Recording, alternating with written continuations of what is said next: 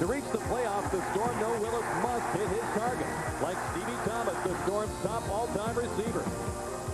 But he has to have the time. By controlling the line of scrimmage, the Storm afford PT the chance to connect with Lawrence Samuel, who has developed into a threat anywhere on the field. And the hookup of Willis and the incomparable George LaFrance has been good for 16 touchdowns. But the battle in the trenches is where it starts. The Storm go at it with Dave Ewart's Texas Terror next on Sunshine Network.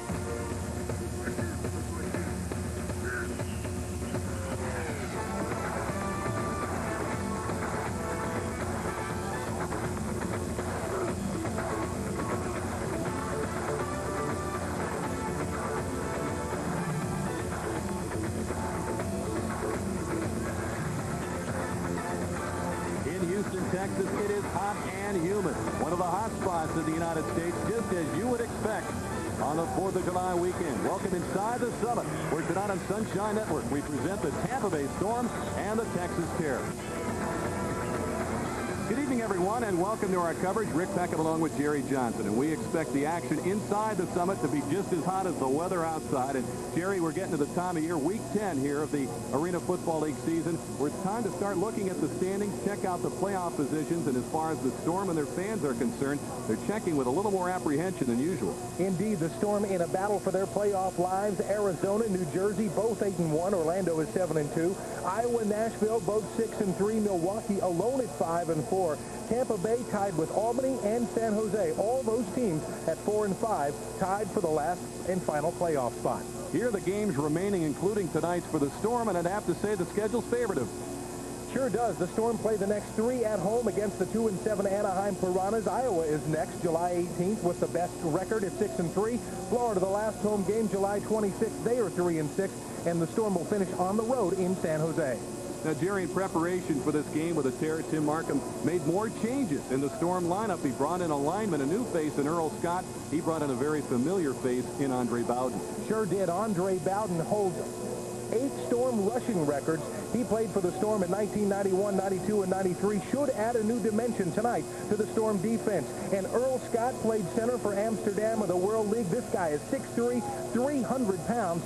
And Peter Tom Willis is his brand new best friend. PT looking for some good protection up front tonight from Earl Scott. So the Storm and the Terror continue their preparations for this battle tonight in Houston, and we'll continue with our coverage in just a moment. Tampa Bay Storm here on Sunshine Network. Welcome back with us. Rick Peckham, Jerry Johnson with you. And the Terror trying to rebound from a 1-13 inaugural season. Last year, they come in at 3-6. They've had a tremendous upheaval in their lineup. Lately, there's been an upheaval at quarterback, Jerry. They sure are. The Terror working on their 3rd quarterback of the season. Gary Porter is the guy who came in a week ago against Albany, threw for 395 yards, 4 touchdowns. That in his first career start. Safe to say that Gary Porter is all fired up tonight. And the Storm will try to make life miserable for him as we check the keys to the game, brought to you by Budget. Well, the first key, getting offensive. That means the Tampa Bay Storm has got to score some points tonight. They do that by protecting the quarterback. Picking Porter, that belongs to the Storm secondary. They need to make some big plays on defense. Only 7 interceptions by the Storm secondary all year. Look for that to happen tonight.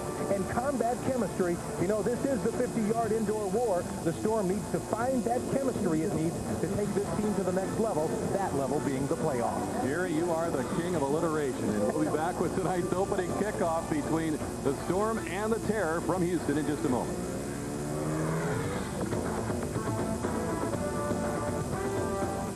As the Storm and the Terror is set to go at it, in the middle of the field, we've got the coin toss. The Storm, as the visiting team, will make the call on here, and we'll see what develops. The referee tonight is Jack Baker. The coin toss was won by the Terror. They will defer and receive the second half kickoff. So they will kick off to the Storm to open this game.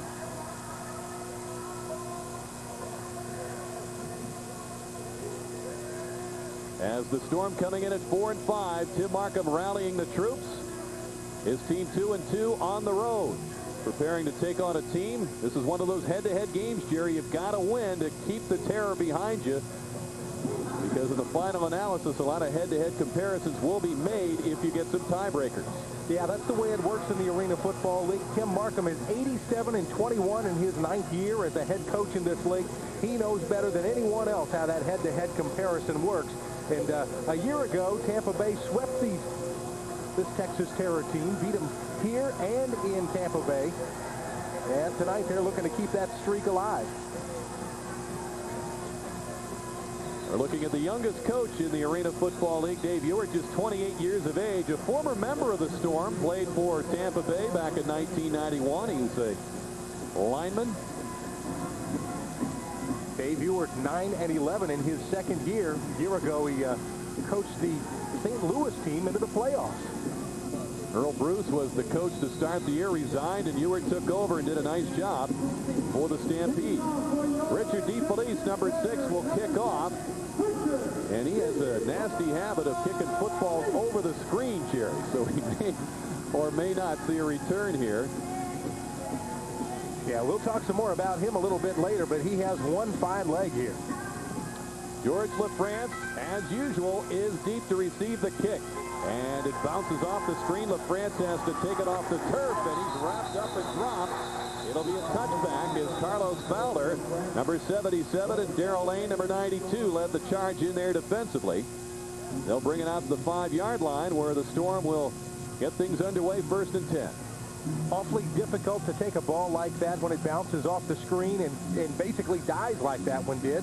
Take it off the turf. Peter Tom Willis, the starting quarterback tonight for the Storm. There, a look at his numbers. 26 touchdowns on the year, but he has thrown 12 interceptions. PT going to have to pay close attention tonight. He's got Stevie Thomas flanked out wide to the top of your screen. George LaFrance is stopped at the line of scrimmage. The motion man is Grannis Bell, number 8. The pass to Grannis Bell. He's in the clear. He's got a touchdown. A 45-yard touchdown pass on the game's first play from scrimmage. From P.T. Willis to Grannis Bell, and the Storm are out in front 6-0. Man, how about that? Not a flag down anywhere on the field. That means it's a good touchdown. That is the way to open a football game, folks. Tim Markham says, man, that's the way. We got to get this thing going like that. And already the Storm in the first play of the game. Here it is. Peter Tom Willis from the 5-yard line drops back, unloads to Grannis Bell. A nice, pretty pass. Grannis Bell hauls it in. He's ahead of his man by a couple of steps. And Grannis Bell in for the touchdown. The extra point is no good. Well, it is good. And the Tampa Bay Storm lead the Texas Terror here in the first quarter, 7-0. The Texas Terror would like to thank the following crew. The Pepsi Stuff catalog is back, and you will believe what's inside. Touchdown pass from Willis to Grannis Bell, who, of course, has been with the Storm before, rejoining the team for last week's game in Orlando, where he caught 3 passes, and Rich Fall is set to kick off. Cotto Cotton, number 2, is the deep man, and Fall getting a good foot into this one, and Cotto, like LaFrance, has to take the ball off the turf. He loses one tackler. He's hemmed in and taken down by Michael Thornton, diving out over the goal line.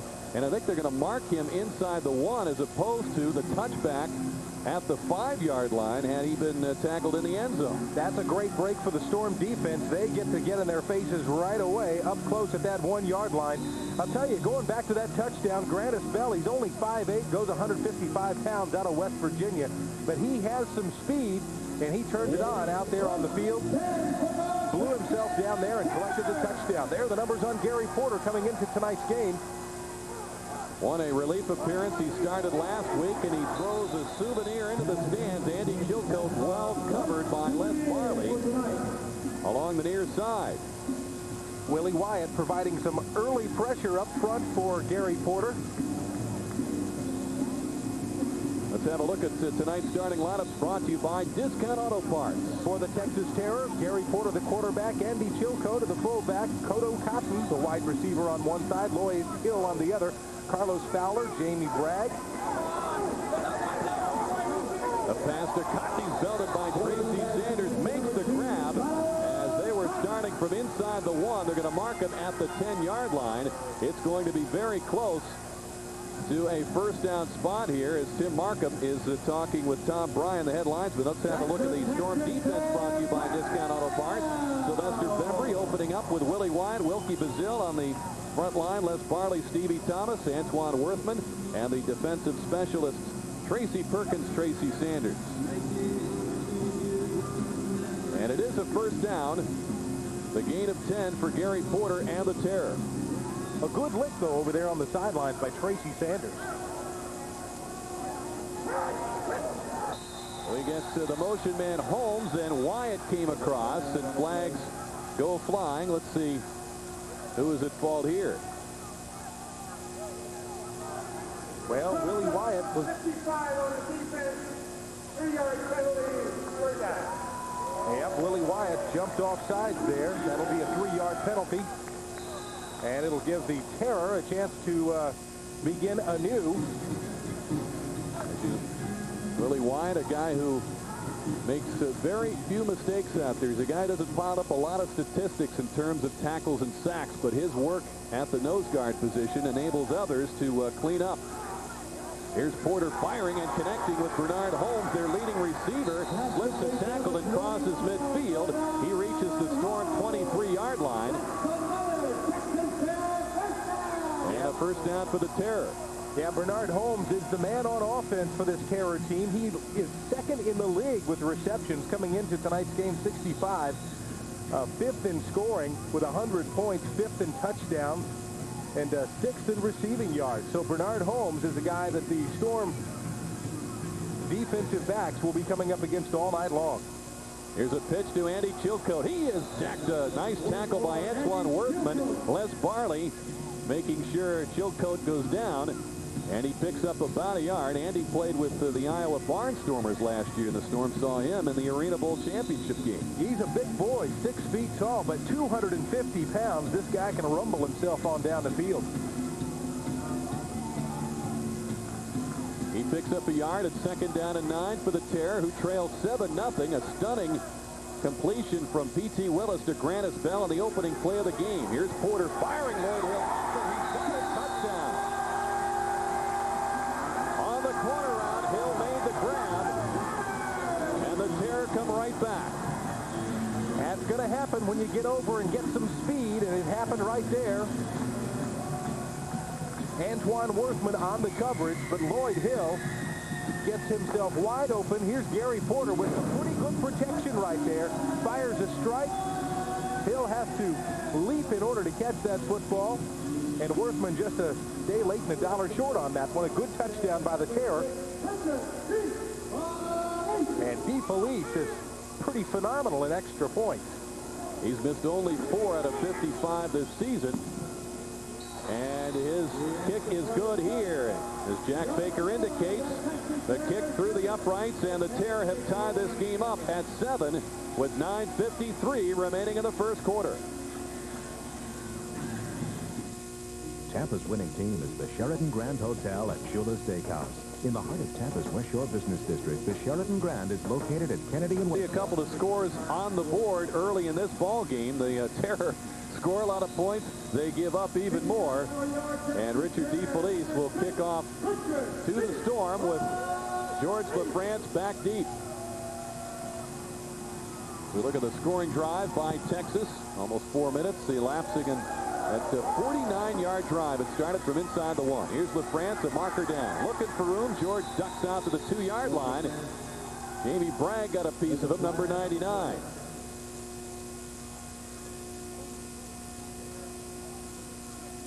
Jack Baker is tonight's referee. Rusty Spindell, Jerry Bergman, Tom Bryan, James Anderson. Kick interference. Number 80 on the kicking team. 3-yard penalty from the 5-yard line. First down. Well, that going in favor of the Tampa Bay Storm. Here's another look at that Texas Terror touchdown, and great pass protection there for Gary Porter, and a beautiful leaping catch there by Lloyd Hill. He's a pretty tall fella anyway. Lloyd Hill, 6'1", 190 out of Texas Tech, hauls in the first Texas touchdown of the night.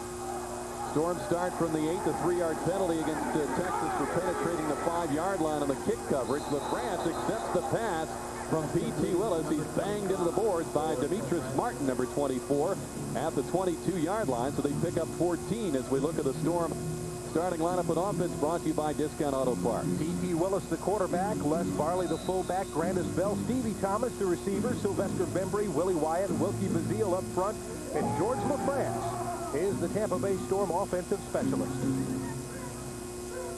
First down for the Storm out of the 22. LaFrance circles back in motion. They've overloaded the short side with Bell and Thomas. Here's a handoff to Tony Jones.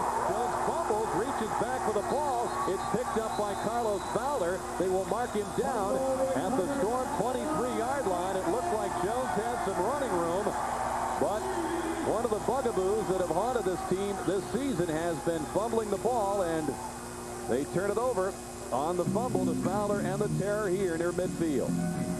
Yeah, Tampa Bay has fumbled 18 times this season, and now they have lost 9 of them, and that was a good play right there by Chad Kofer. He ripped the ball away from Tony Jones, and the Texas Terror managed to recover that thing. It's Carlos Fowler who comes up with it, and the Texas Terror now have the ball on the 24.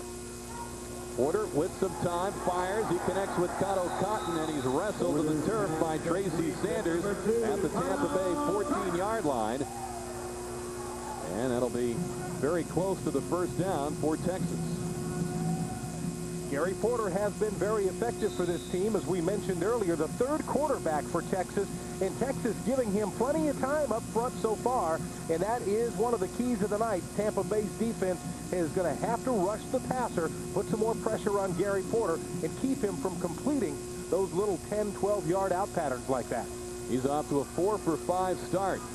And Porter now has Hill in motion. Here's the wide receiver screen to Cotto on second and short. He's next by Bowden. Also in there, Lawrence Samuels getting a piece of him. And it looks like he reached the sticks there for the first down, but it's close. A negligible gain by the Terror. And he didn't get it. A lot of lateral movement out there. It kind of looked like he was working hard at it, but he didn't get any forward momentum as the Storm played that line of scrimmage to perfection on that play. And they forced third down here. And Texas not very good in third down situations. No, they're not. Only 39% success rate. Third and a foot.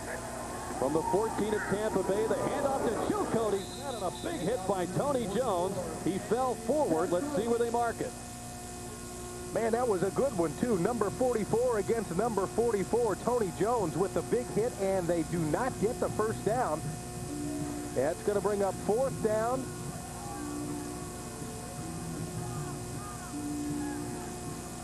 Yeah, they're chalking it over. Trying to figure out what to do here. The officials are. Jim Thon, the offensive coordinator of Texas, who's on the field and makes the play calls, is asking for measurement. He can't understand why they don't measure, and now it looks like they will measure. Man, that was a great effort, though, by Tony Jones. He just blasted right up the middle, saw the run coming all the way, and just laid one on Andy Chilcote. Knocked him backwards, stopped him dead in his tracks. So they'll bring those chains out here to measure and see if the Storm defense managed to hold Texas through that down. Well, after 6 years and 4 Arena Football League championships in the Thunderdome, the world champion Storm have moved across to the Ice Palace, and they will be hosting the Anaheim Piranhas next Saturday, July 12th at 7:30 at the Ice Palace. And for tickets, you see the numbers to call.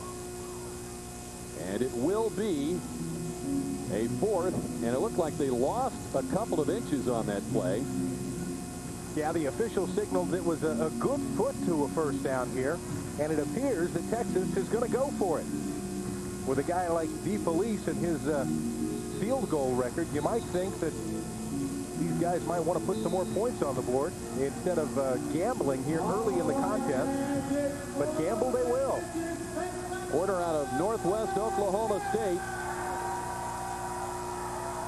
He has Hill in motion.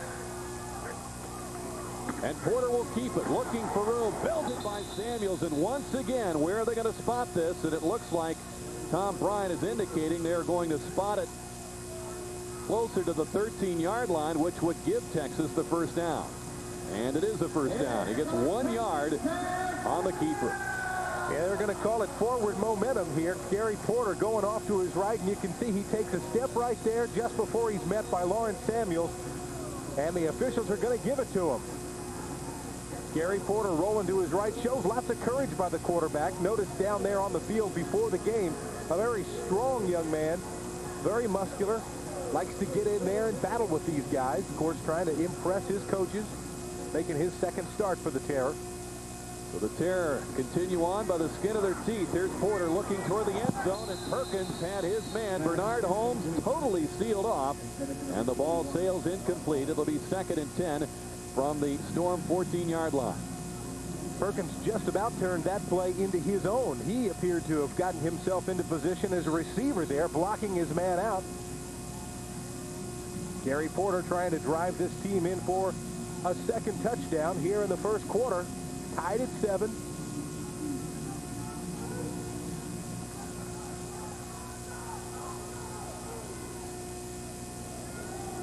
Porter has Holmes in motion. Pumps. Now he's in trouble. He's wrestled to the turf back at midfield by Tony Woods. A strong play by the 280-pounder out of Oklahoma, Tony Woods, the veteran lineman.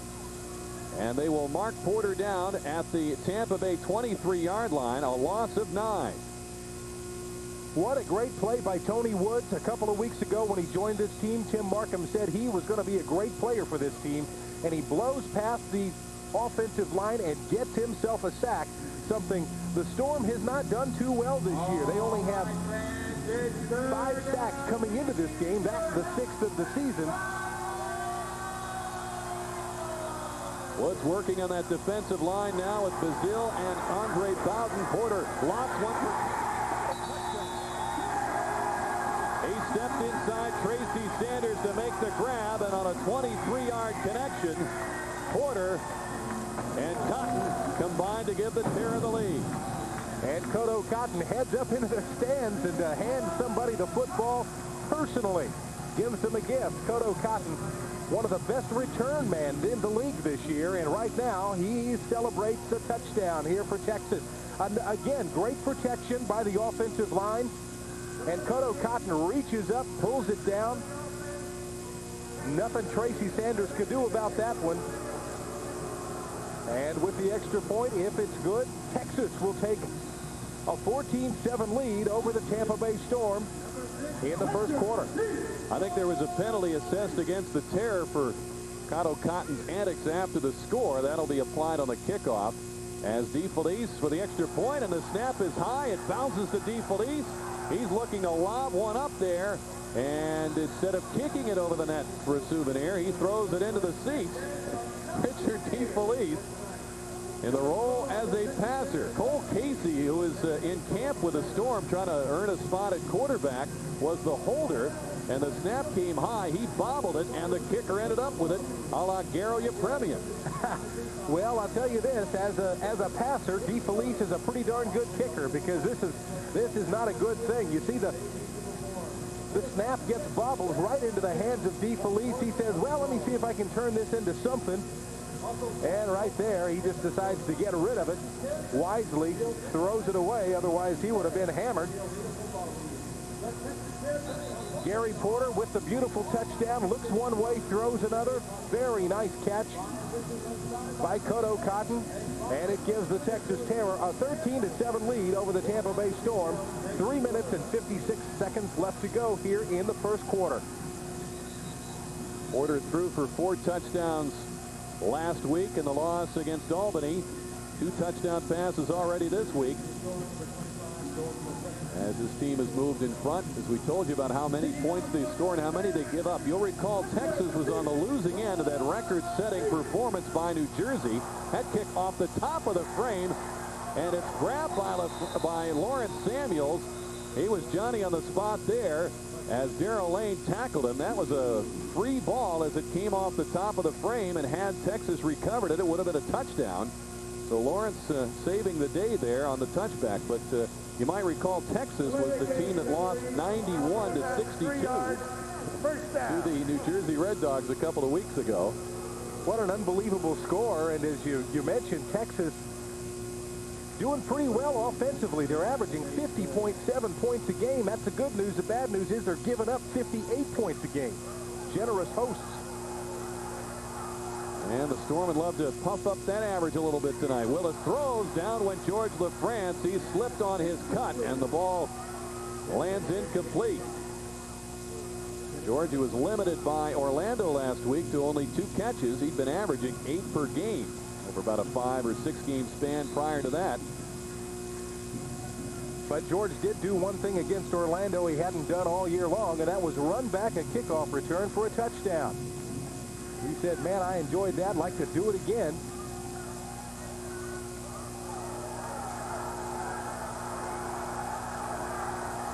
LaFrance stops short at the line of scrimmage, and that draws some motion from the terror. Let's see how the officials see this on 2nd and 10 from the 5.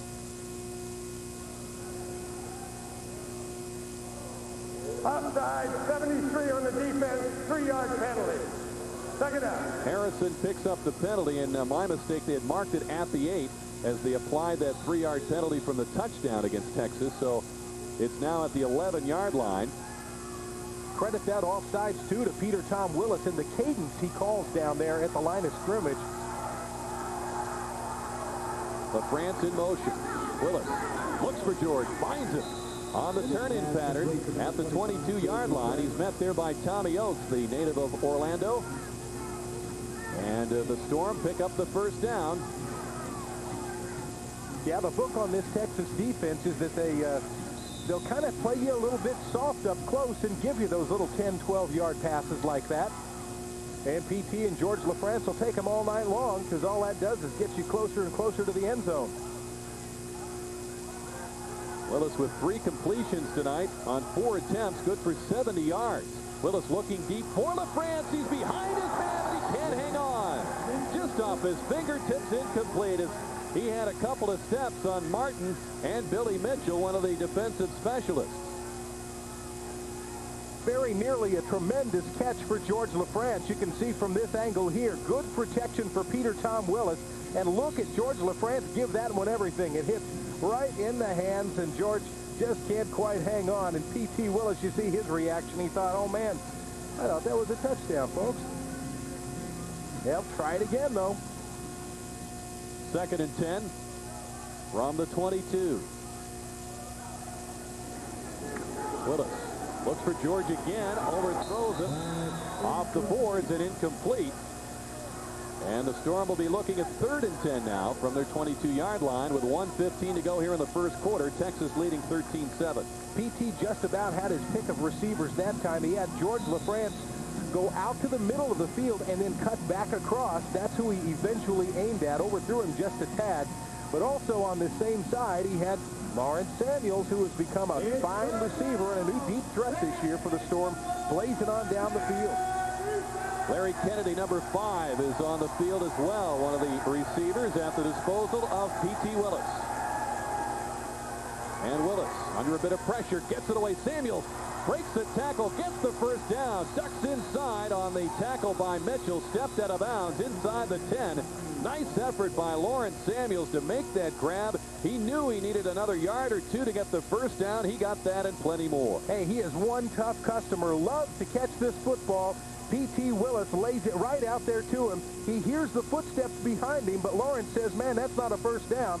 I've got to get myself loose, spin around, and battle my way out here and get some more yardage. He does just that. It gives the Storm a first down inside the 10-yard line, puts Tampa Bay in position now to take the lead from the Texas Terror as the first quarter winds to a close.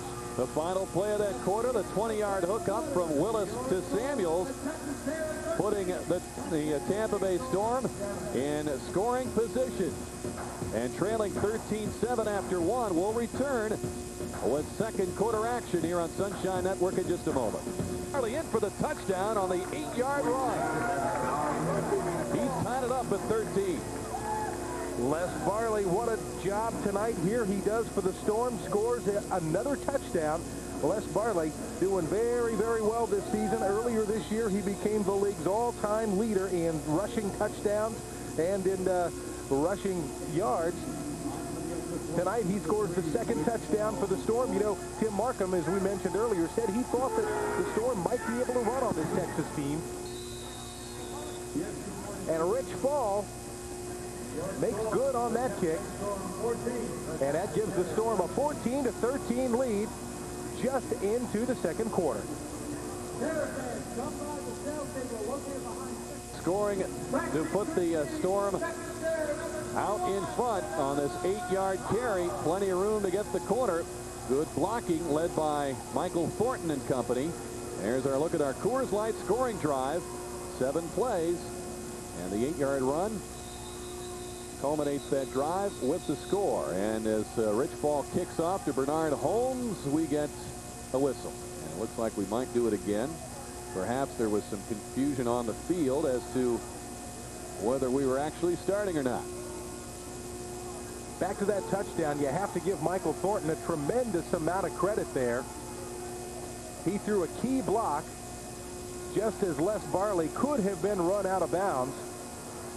Michael Thornton gets a big shoulder into his opponent on the other side, wearing black, and opens a hole for Les Barley to run through. You know, coming into tonight's game, Les Barley needed 124 yards to be the first player in the Arena Football League ever to rush for 1,000 yards. I mean, think about that. This is a 50-yard field. How many yards do you have? How many attempts do you have to run and make to get 1,000 yards out here?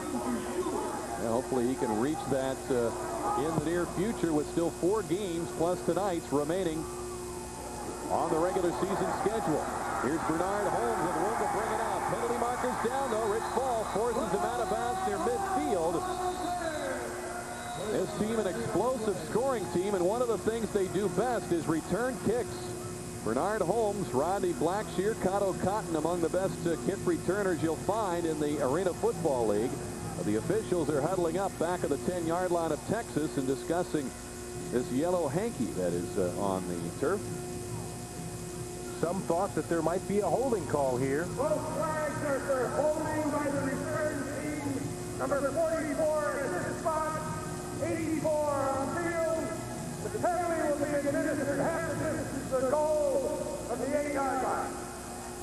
Here's a good look at the hold right here coming up on the left side of your screen. Well, we just missed it as we're watching a fine run back by Mr. Holmes. He was picking him up and putting him down the sideline, trying to find some yardage for the Texas Terror. But a couple of holds back by Texas will bring the football back to the 4 and give the Storm a chance to lick their defensive chops. Now the hold against Andy Chilcote, the one enforced. Porter with the quick drop and the throw and the slant behind Cotton. He's belted by Sanders as they talk it over a little bit. And it will be 2nd and 10 from the 4-yard line, actually closer to the Terror 5. The Storm defensive backfield really looking to put some pressure on these receivers from Texas here tonight. And you can see there Tracy Sanders not taking any guff from Cotto Cotton.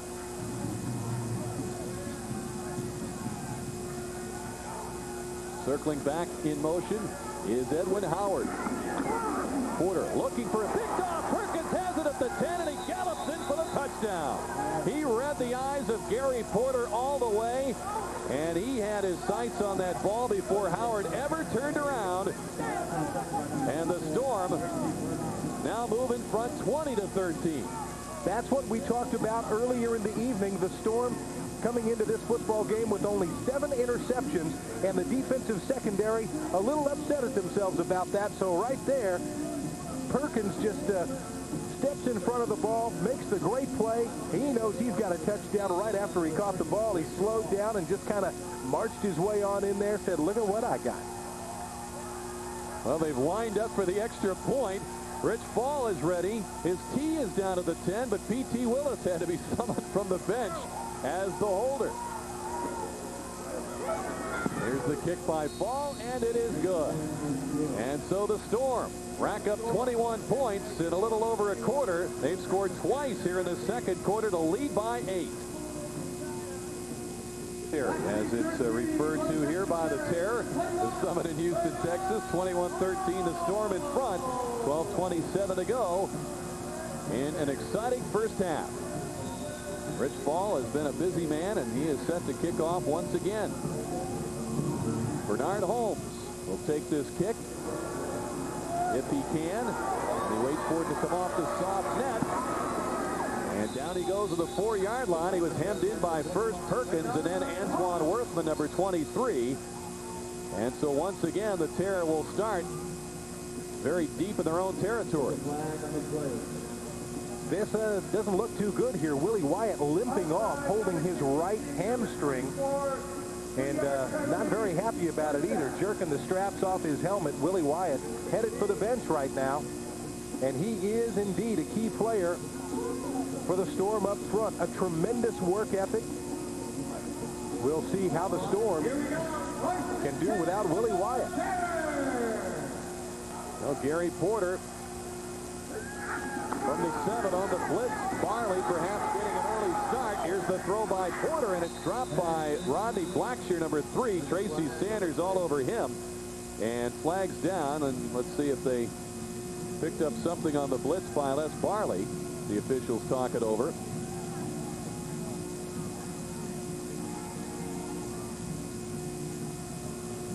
Encroachment, second neutral zone by the linebacker, 3-yard penalty, repeat first down.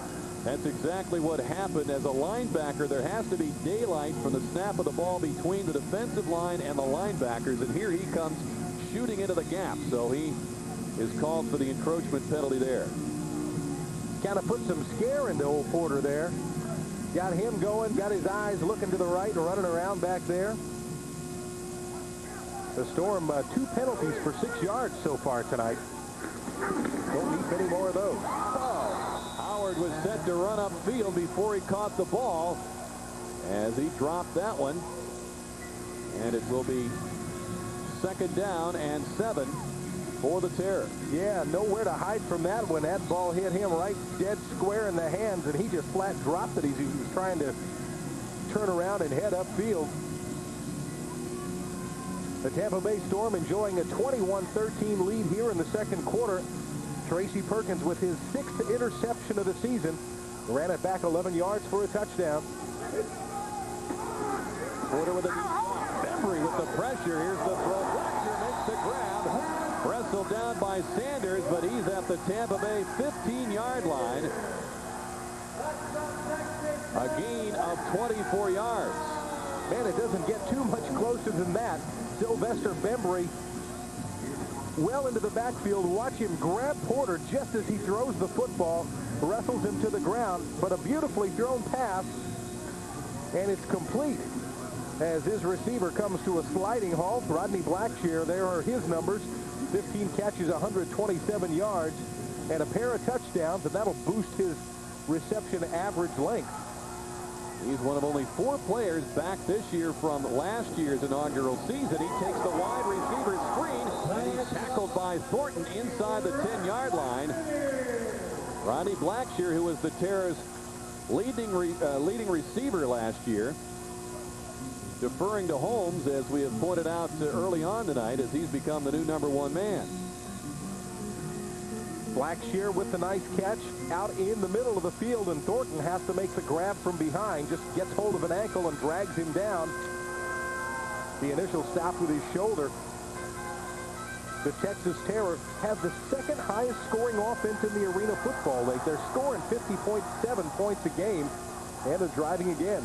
Porter fires over the middle, and it is caught. Blackshear down, and they're going to mark him down at about the 1-yard line on the quick look-in pattern. The Storm mark it at the 1, despite what the PA announcer just told the crowd that it was a touchdown. The Storm defense really trying to put some pressure on them up front, but this is an awfully quick game, and people can get open very, very quickly. And that one happens, and Texas has the ball at about the 1. And we'll get a timeout signaled for by Porter and the Terror. He'll come over to confer with Steve Thon, the offensive coordinator. He's worked previously with Milwaukee and the Connecticut Coyotes. On 1st and goal from the 1. With the Storm in front by the count of 21-13. Well, the Storm cheerleaders will be conducting a cheerleading clinic for all youngsters under 16. That leaves us out of Jerry. Saturday, July 19th at the Ice Palace. The $10 entry fee includes 2 general admission tickets to the game that night against the Iowa Barnstormers, complimentary lunch, and the chance to perform with the Storm cheerleaders during pregame. For more information, call the Storm office at 813-276-7300. And to think I spent all day yesterday dusting off my pom-poms. You brought him along on the trip? Brought him on the trip. Son of a gun. Well, this is just the start of action in the Arena Football League here in the holiday weekend. One other game that's underway, Milwaukee at Iowa. Good matchup there. And 2 other games on the schedule tonight, including the Florida Bobcats. And then tomorrow, of course, the big matchup between the Predators and the New Jersey Red Dogs. We'll have it for you here on Sunshine Network at 6:30. First and goal from the 1. Terror down by 8. 9:02 to go in the first half. The handoff to Chilcote, and he is stopped short of the goal line. Sylvester Bembry involved there, along with Les Barley. And he might have gained a half a yard, if that. Have to be impressed with the Storm defense on the run here. That's a couple of times that they have managed to stop them for no gain when they're trying to run. And Chilcote's a big boy. Weighs a lot, 250 pounds. Takes a lot to stop that guy. There are his numbers, 23 carries, 33 yards, 3 touchdowns. Not a tremendous average, but they use him in those real short yardage down situations, just like this one. And Porter will keep it here. He's caught by Stevie Thomas behind the line. Following up was Barley, and a loss of about a yard or so for the Terror, and it's going to bring up 3rd down. Once again, the Tampa Bay Storm very stiff against the run. One of the neat things about this game, it gives a guy a chance to play both offense and defense. Les Barley runs in for a touchdown. Now he comes out here and helps Stevie Thomas make a big play on Gary Porter. They stop this guy at the 1, keeps him out of the end zone. And Texas in a bad spot here at 3rd down. I've got the Terror for 5 rushes for 1 yard so far tonight. Chilcote gets the ball, ducks in, and he scores. He dove across the goal line. It took him 3 cracks to get in. Well, you keep trying hard enough, you're bound to get in one time or another. And that time, the Storm had the front line covered up pretty well, but Chilcote manages to take himself on around the right side. Got a good block up front, a good push by his offensive line. Kofer standing his man up, opens up a hole, and Chilcote bangs it on in and pulls Texas within a pair. It's 21-19 Tampa Bay, and they're going to go for 2. They're going to try to tie it up here. They like to look for Holmes on the 2-point conversion attempts, though Howard is the motion man. Here's the pass to Holmes. He was open, turned around too late, and could not take the pass. Porter was rushed a bit by Barley. The conversion attempt is no good, and the lead is 2 for the Storm. So the Terror got the play. They got the look they wanted. They could not convert, though, and Tampa Bay remains in front.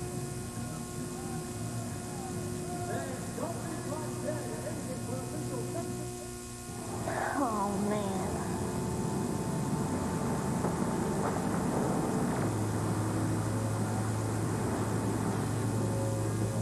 You're watching the Florida Marlins. We've got a dandy here on our hands. The Marlins try to keep their lead 3 live. He struck him out. The Phillies take on the Marlins Friday at 7 on Sunshine. Cool. Tampa Bay Storm Arena Football on Sunshine Network is brought to you in part by Tampa General Healthcare.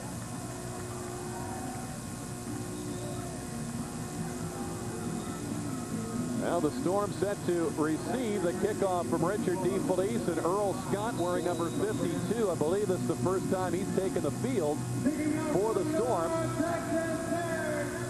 joining the team just this week. And DeFelice, who proposed to his fiancée on TV last year, Jerry, and tough spot for his fiancée. She accepted. And LaFrance accepts the kick off the screen. Heads up the middle. He is met there by Mitchell Benson, 93, and Darrell Lane, 92. George bringing the ball out to the 8-yard line.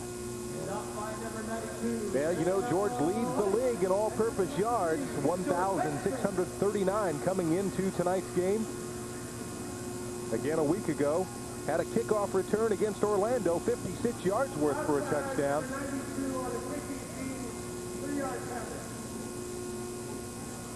There's a look at your scoring drive. Took them 7 plays, 23 yards. They eat up 5 minutes and 41 seconds on the clock, and Andy Chilcote dives in on the short run. And that penalty will move the Storm up to the 11-yard line. Lane penetrated the 5-yard line before LaFrance touched the ball, and thus the 3-yard penalty. Here's a pitch to Jones. He dribbles it behind the 10-yard line and falls on it at the 9. Lane and Jerry Tarkowski, number 41, arrived on the scene. That's not going to make Tim Markham very happy because you got to hold on to the football when it's given to you. Tony Jones, that's the second time tonight that he's had some trouble holding on to the football. That time it didn't cost anything except a down. They lose a yard. Brings up second and about 11 from just inside the 9. Storm have, of course, Bowden dressed as a fullback. Cedric McKinnon is inactive for this game. Here's a passage by Grant Isbell, whizzing past his ear at the 18-yard line. And that will make it 3rd and 11 for Tampa Bay from the 10. PT threw that one right on the mark.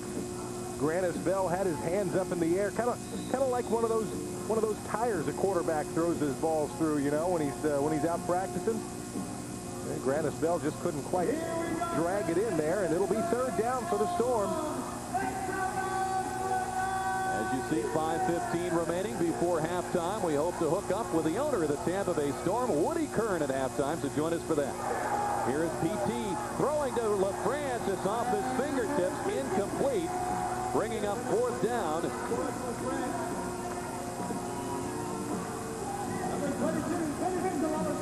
George LaFrance not very happy with himself again. Normally George catches a ball like that. You see him going across the middle there.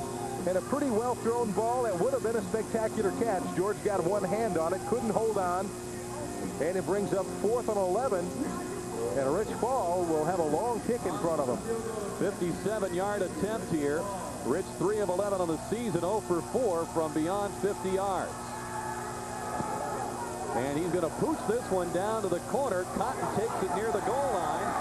Has room to head up the middle and gain ahead of Steve, but he's tackled by Scott. Wilkie Bazille making the initial contact as Cotton brings it out to the 22 of Texas. Earl Scott's first contact tonight, making his arena football debut. The first arena football game he ever saw was Monday at practice. He looked at the films. A nice return by Kodo Cotton. He has 10 kickoff returns, 247 yards worth coming into this contest. One very dangerous kickoff return man. And Jerry, we can get into this after this play about Rich Fall's condition as Porter firing, and he just miscommunicated with Cotton, who was on the fly pattern. Porter was looking for the out, but as you talked to head coach Tim Markham just before the game about Rich Fall, what did he tell you? Well, I went downstairs. I asked him, as I normally do, how's everybody feeling? He said, well, everybody but Rich Fall's okay. He said Rich Fall has pulled his hamstring on his plant foot and did that during warm-ups in pregame. And he said he was pretty concerned about whether he was going to be able to plant that left foot and be able to kick, because that really stretches that left hamstring an awful lot. And there we may have seen what happened, that Rich Fall can't really kick it that far tonight. And that's why he would have pooched it in that situation on a 57-yard field goal attempt. Tracy Perkins nearly came up with his second pick as he stepped in front of Lloyd Hill and nearly grabbed it. And of course, he has scored on an 11-yard interception return tonight to help the Storm to a 21-19 lead. Yeah, that could have gone either way. Tracy Sanders was out there too, but Tracy Perkins up in the air, bounced off his shoulder pads and lands incomplete. but it brings up 3rd down for the Texas Terror, 3rd and 10, and we'll see if the Storm defense can put the stop on them.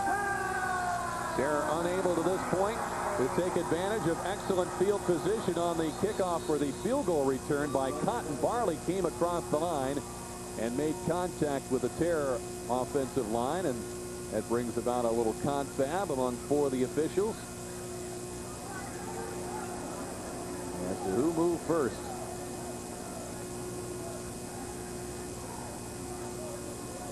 False start on the offense, number 73, 3-yard penalty. Michael Harrison whistled for the penalty, so that'll back it up to the 19-yard line and create a 3rd and 13 situation for the Texas Terror with 2.5 minutes before halftime.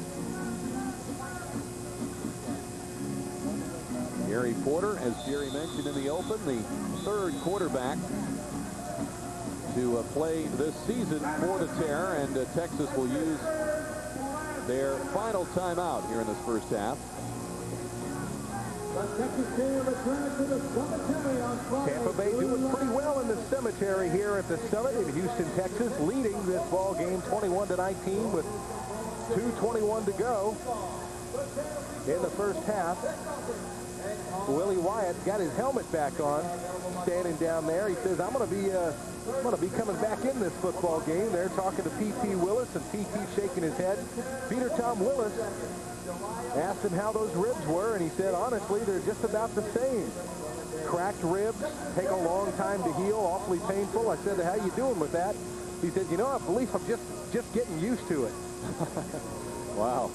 And that's something you really want to get used to if you don't have to. He said earlier this week they're fractured, not splintered or broken, so there really isn't a danger of a punctured lung that you might think from broken ribs initially. This reminder that you can tune in tomorrow, the Sunshine Network, for more great arena football action as the Orlando Predators take on the New Jersey Red Dogs. Game time is set for 6:30, and you can see the action live right here on Sunshine Network. Coming up here at halftime, we're going to have a conversation, I do believe, with Tampa Bay Storm owner Woody Kern here in his home state of Texas. We'll talk about the first half highlights and, of course, bring you the statistics.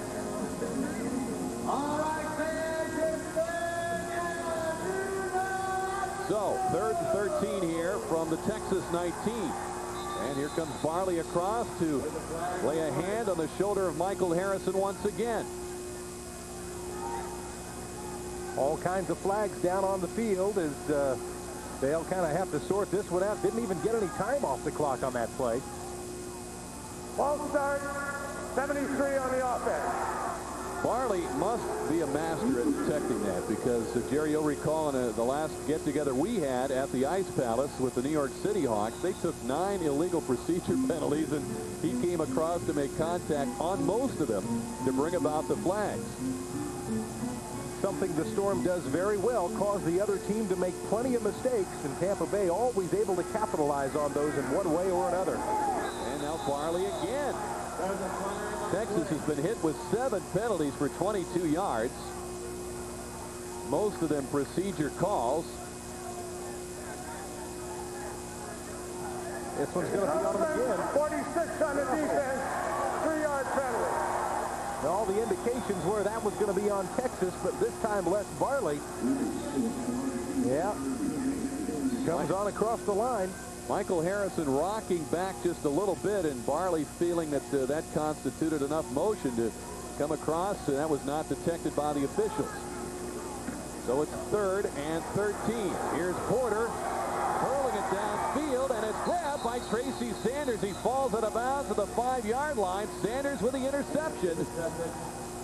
Porter let that go in desperation, and he probably should have thrown it into the stands. And I think that's what might be Dave Ewart's comment to him as he heads for the bench. Les Barley comes limping off the field here, holding his right hamstring there. Les Barley, as we've just been talking about him quite a bit here in the last few minutes, causing the other folks to jump just before the ball gets snapped, rocking back and forth. And Les Barley putting some good pressure on Gary Porter, actually crawling on the turf trying to get to him. And then the interception by the Storm, their second pick of the night. PT finds George LaFrance trying to slip a tackle, taken down by Lloyd Hill, but he crosses the 15-yard line. And that'll be a first down for the Storm. Not good news as far as Barley was concerned. He's being attended to by trainer John Calta on the bench. More injuries is not what this team needs. They've already got Lynn Rowland out with that broken bone in his leg. He's hoping to come back next week against Anaheim. Terry Buford has had some knee problems. He's been playing with knee problems, but they've been compounded. He is not here. Same for Wayne Williams. He's had a knee problem. Walter Sutton, Damasio Green, hamstring injuries. Here's a pass to Lawrence Samuels. At midfield, he is taken head first into the boards by Hill as he tried to hustle for an extra yard and get away from a tackle. It'll be second down and 2 on the gain of 8.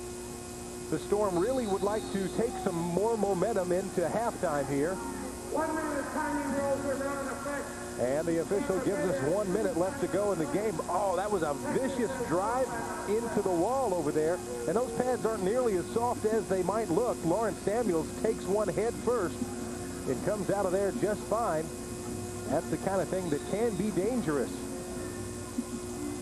Les Barley, a big stout fellow, though, rocking out to some kind of music tonight on the bus on the way over here. He was pretty fired up to play this football game. We just got out of his way.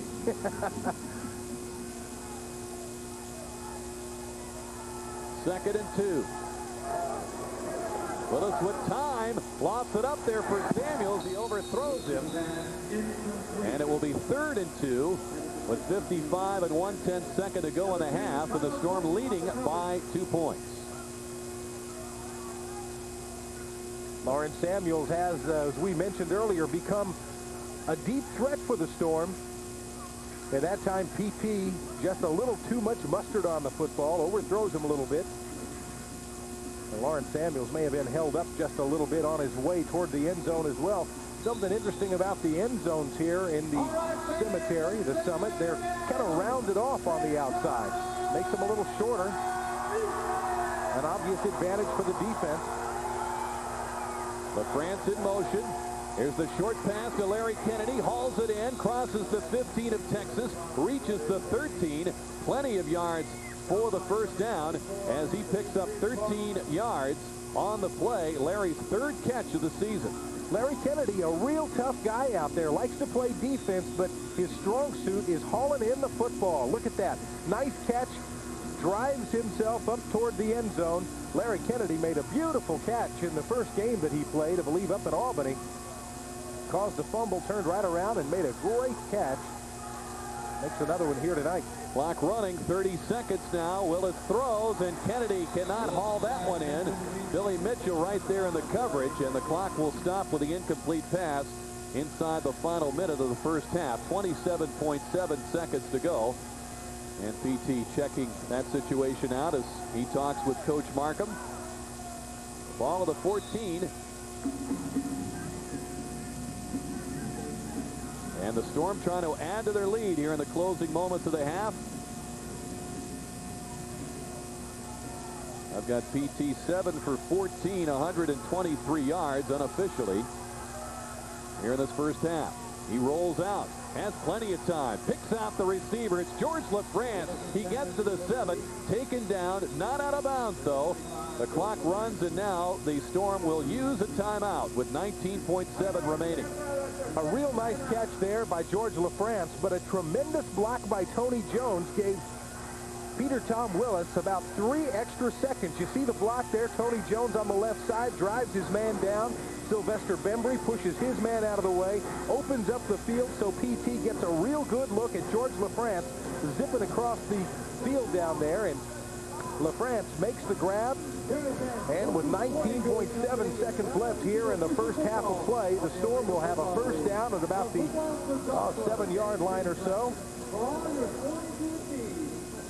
brand that has been providing the right position to the world athlete for more than 80 years. No matter who makes the difference. Wilson Products are available in grocery and sporting goods stores. My mistake, it's 3rd and 3. Can't see that far tonight. I've been reading all day. My eyes are a little blurry. I see the I see the ground.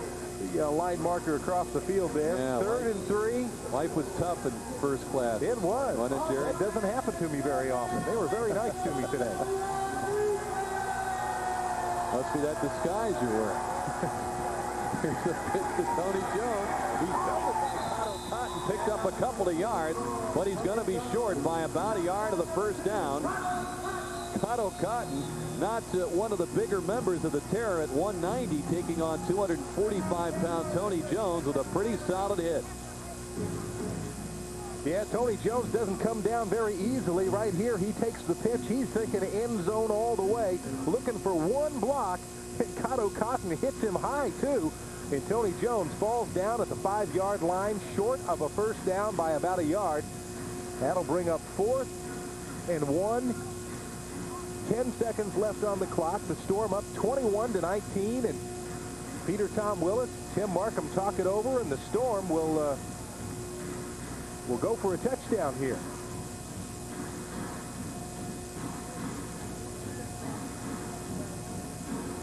PT makes his call in the huddle. You see the time remaining.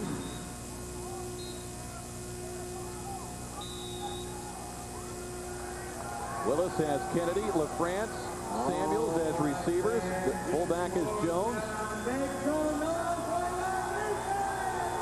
LaFrance circles back in motion on his 4th and 1 from the 5. PT rolling out, throwing back across for Kennedy, bobbles it, and he can't hang on. Incomplete.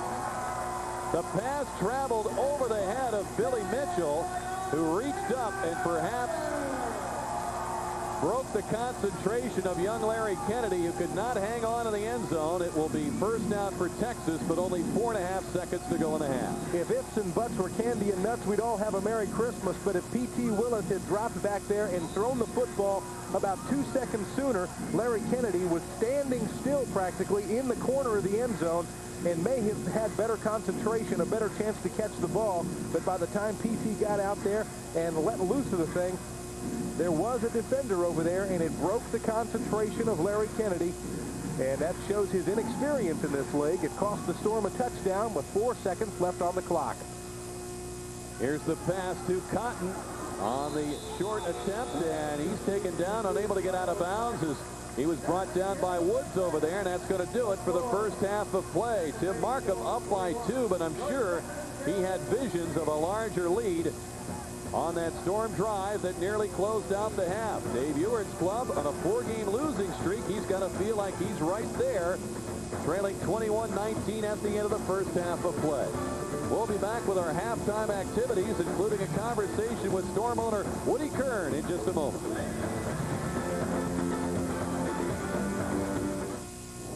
In case you haven't noticed, the Tampa Tribune has a brand new look with larger, easier to read type, more color and great photography, and quick summaries at the beginning of every article, all making it really easy to keep informed and entertained on a daily basis.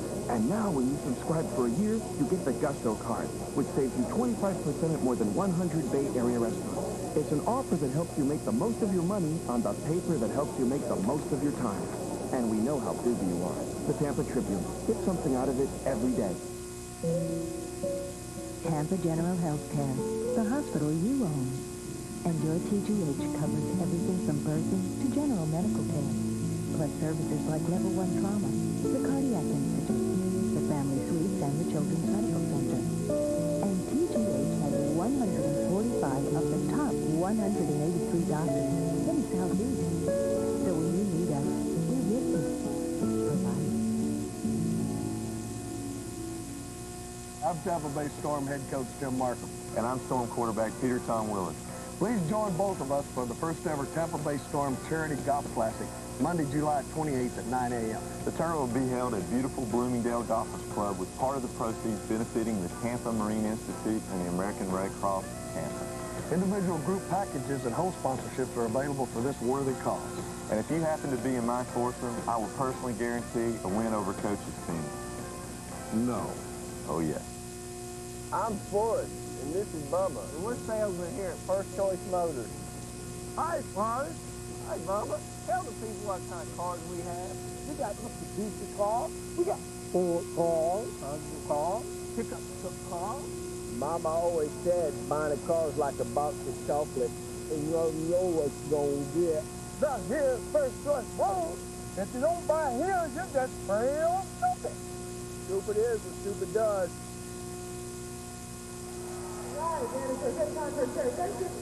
Summit in Houston, Texas, where the Tampa Bay Storm enjoy a 21-19 lead here over the Texas Terror in the cemetery. The Storm with a good first half, and they end this thing 21-19 here at halftime. I'm Jerry Johnson along with Rick Peckham, and joining us here at halftime is the owner of the Tampa Bay Storm, Woody Kern. Woody, what do you think of the first half here in your home state so far? Well, I think it's just a little bit too close. I think we played a little too close that first half. There's a couple plays we could have made, separated this thing a little bit. What do you think of this football team? They've struggled just a little bit, and that's the first time in the history of this franchise that they have ever come into a season and sort of had a hard time. You're used to having a winning team all the time.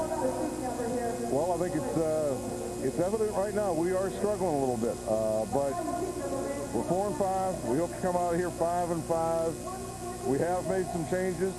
We're going to get 22 guys who want to play football down there, and we're not out of this thing yet. Absolutely not. If anybody can turn this team around and get them on the right track, it's definitely got to be Tim Markham. I mean, you picked a good one when you got this guy. Timmy's had a rough year, okay? And all of us have had a rough year. You're right. We're not used to doing this.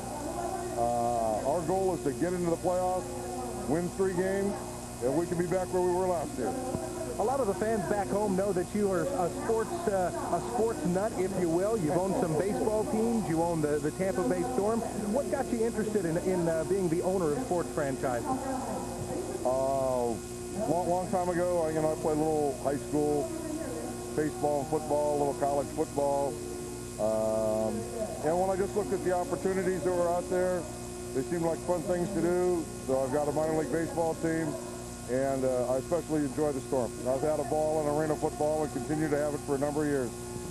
What about the future of this ball club? The Tampa Bay Storm enjoying tremendous success in Tampa Bay. The Ice Palace, the move over there this year, the fan base has still been very supportive. Are you enjoying the same success that we've had here in the past? Yeah, I mean, we've enjoyed our move over to the Ice Palace. We love the Dome. Ice Palace is good. I will tell you this, we still have some empty chairs over there when we play at home, so folks who want to come down and see us make a stretch run here, I would certainly invite them to do that. We're going to play some good football down those stretch there. All right, Woody Kern, owner of the Tampa Bay Storm, joining us here at halftime in Houston, Texas at the Summit, where the Tampa Bay Storm, Woody Kern's Tampa Bay Storm, has the lead over the Texas Terror, and a good one, 21-19, and we'll be back with highlights and statistics right after this. Go ahead, let it rain. You've used Duxback, clear multi-surface waterproofer. Left untreated, rain and moisture can strip wood of its natural beauty.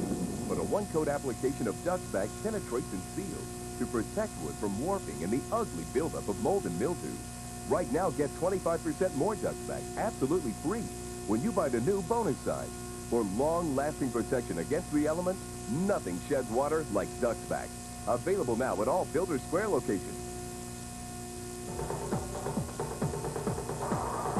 Serving you a smorgasbord of sports every Sunday morning. Whatever you're hungry for, breakfast with the Gators is always a treat.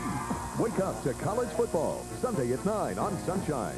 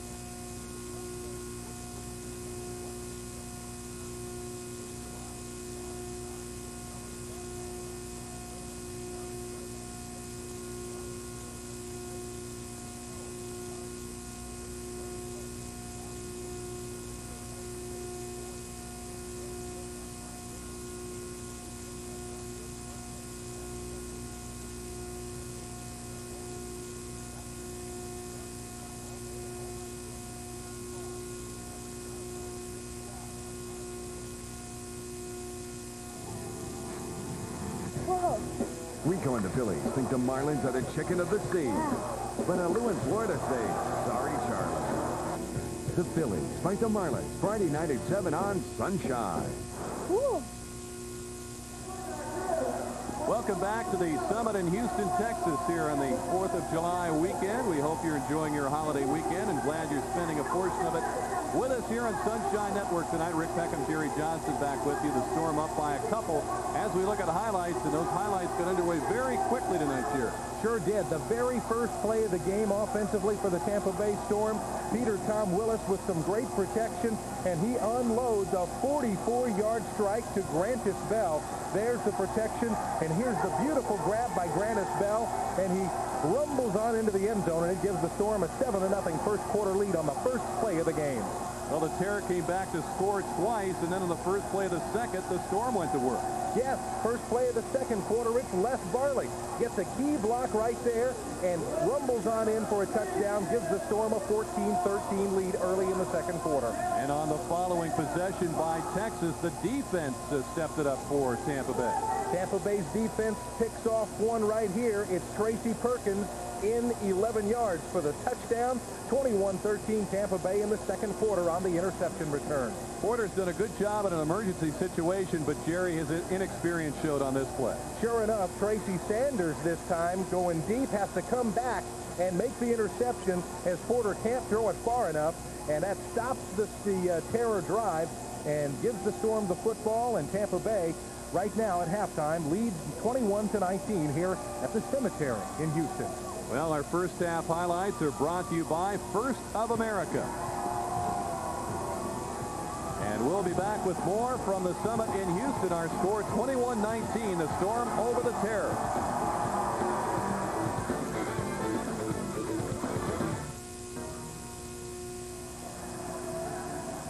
Well, the teams will be out in just a few moments to get ready for the start of the second half here in Texas. We're in Houston at the Summit tonight on this holiday weekend as the Storm have the lead 21-19 over the Terror. Let's have a look at our first half statistics of this ball game, brought to you by Seminole Indian Casino.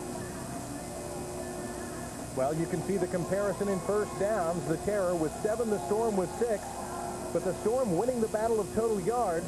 129 yards passing, 139 total yards. The Storm 1 turnover, it was a fumble, and the Terror with 2 turnovers, both interceptions by the Storm secondary.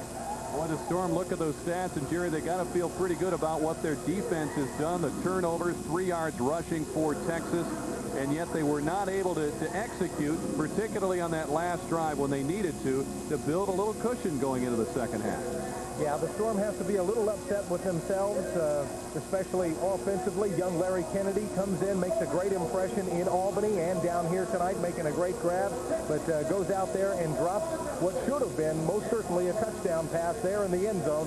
And the Storm instead walks away without that touchdown and that cushion that we're talking about.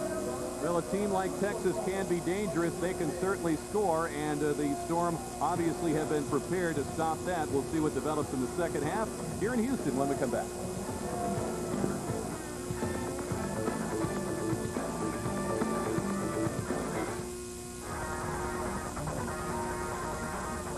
The Tiger Shark feeding frenzy is going on now. It's your only chance to get a high-performance, high-powered Tiger Shark watercraft at a great deal. But time's running out. So hurry and get a Tiger Shark with 0 down and payments as low as $97 a month before they're all gone. Tiger Shark. Get hooked. For a free video and the dealer nearest you, call 1-800-5T-SHARK.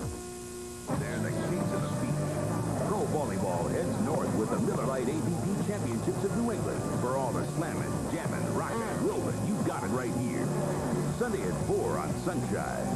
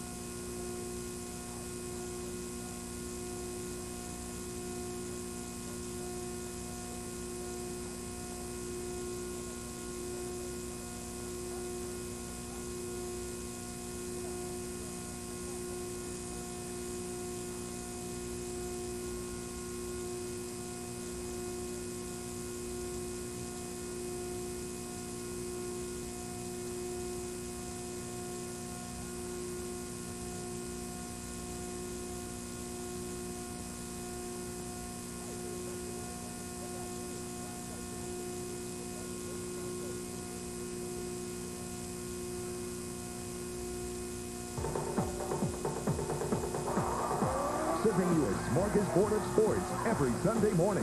Whatever you're hungry for, breakfast with the Gators is always a treat. Wake up to college football, Sunday at 9 on Sunshine. Welcome back. We've got Coach Tim Markham of the Storm down on the field joining us. Coach, thanks for coming on, and give us your impressions of this first half.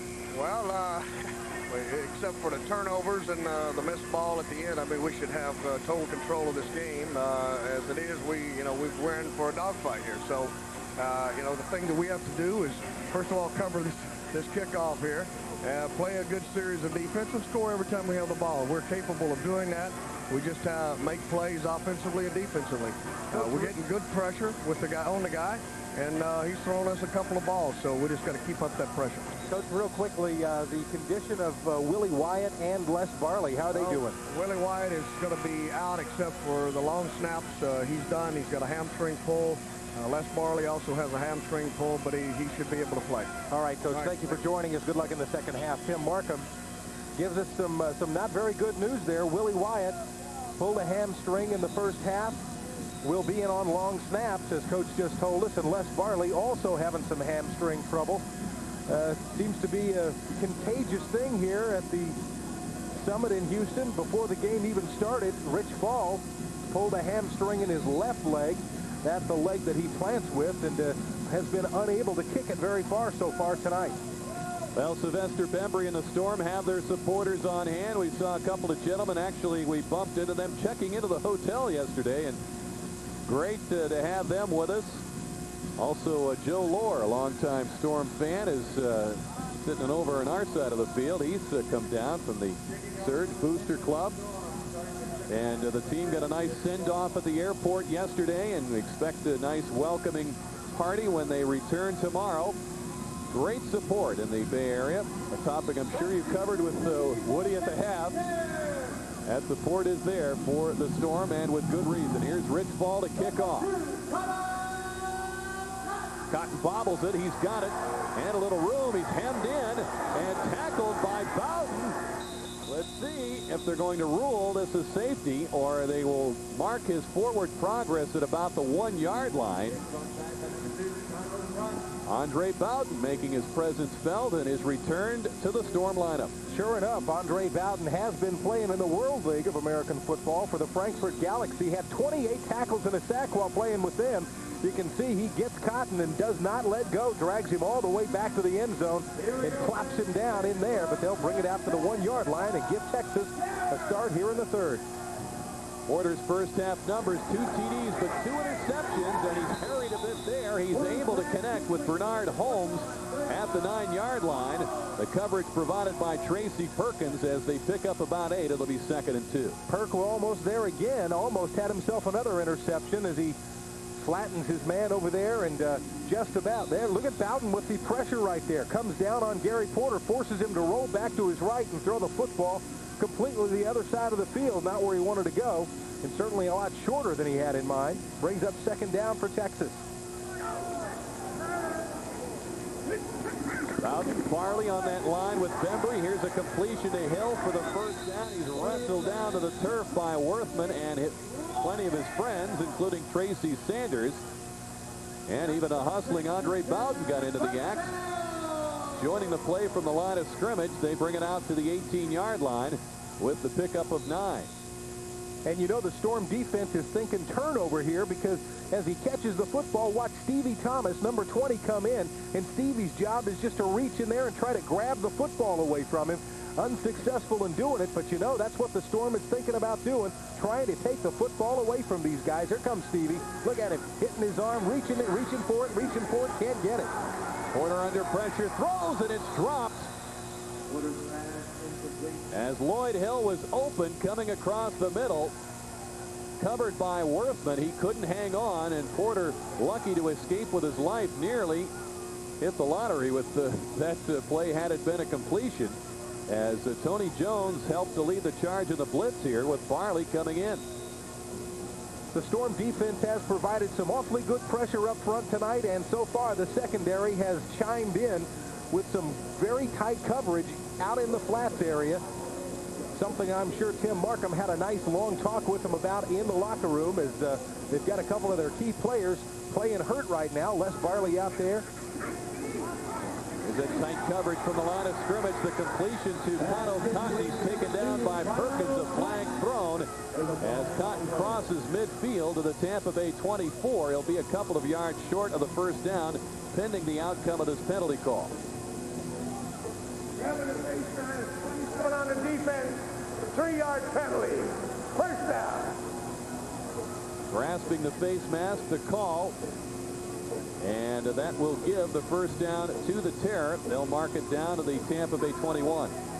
We'll see here if it was an inadvertent face mask. Well, he looked like he was trying to wrap his arms around this guy and got as far as his face mask. Now, and Porter sees it right away. He says, hey, face mask there. Give me a penalty. And they get it.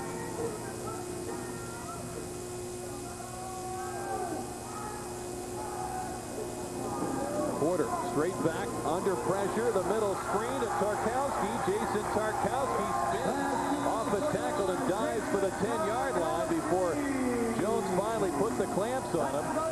Nicely executed middle screen by the Terror, and they pick up 11 yards. The Terror offense giving Porter some good time there, and the Storm had not been covering Tarkowski too much tonight. Well, this is the first time they've really seen him do anything in this football game. 6 foot, 240 pounds out of Wisconsin lacrosse, and that time he gets the Storm and gets his Terror team all the way down to the 10. Porter 4 of 5 on this drive. Here's a pitch to Tarkowski. Cuts inside and dives to the 5 where he's met by Worthman. So he picks up about 5 yards on the first and goal play. Well, they seem to like this guy all of a sudden here. They're thinking, well, maybe the Storm hasn't figured out how to stop him yet. We'll just go to him a couple more times. This time they do it on the run. He's a big guy, kind of hard to bring down. Tracy Perkins hits him low and trips him up just inside the 5-yard line. And the Terror knocking on the door here with 10 minutes and some seconds left to go in the third quarter. Porter starts. Bernard Holmes in motion. Holmes an incomplete. A leaping Stevie Thomas from his linebacker position. Thought he had a crack at that one. Hands out of his reach as well. Yeah, hands from 3 different players up in the air on that one. Stevie Thomas, the first one. We'll see it from this perspective right here. Watch Stevie right in the middle. Oh, he's up, thinks he's got himself an interception. And flying through the end zone was Tracy Perkins, also looking for another pick. Yeah, but it falls incomplete. That'll bring up second down here inside the 5. Gary Porter's numbers tonight, a pair of touchdowns, but 2 interceptions. He's thrown for 37 yards on this drive. Holmes in motion. Porter looking. Picked off. Thomas right there. And he'll bring it back right up the middle. Stevie Thomas brings it inside the 10 down to the 7-yard line. Boy, he thought he came close on that previous play, and he thought they might be looking over the middle again. And there he was with the big play that Tim Markham and the Storm have been looking for. Tampa Bay's 3rd interception of the night. That's a huge thing because they come into this football game with only 7 interceptions all year long. Tonight, they pick Porter for the 3rd time.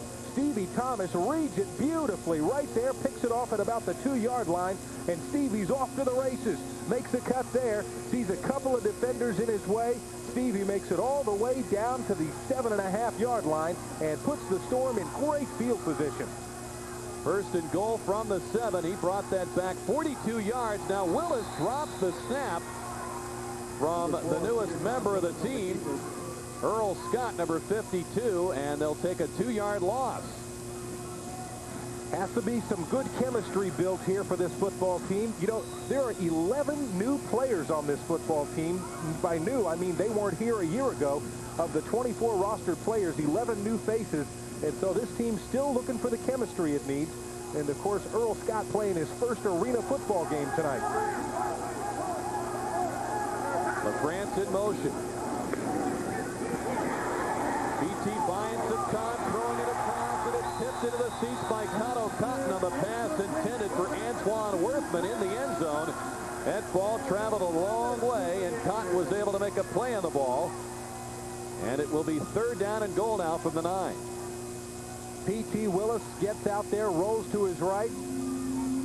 Takes an awful long time to get rid of that football. His receiver's pretty well covered on this one, and he throws it real high.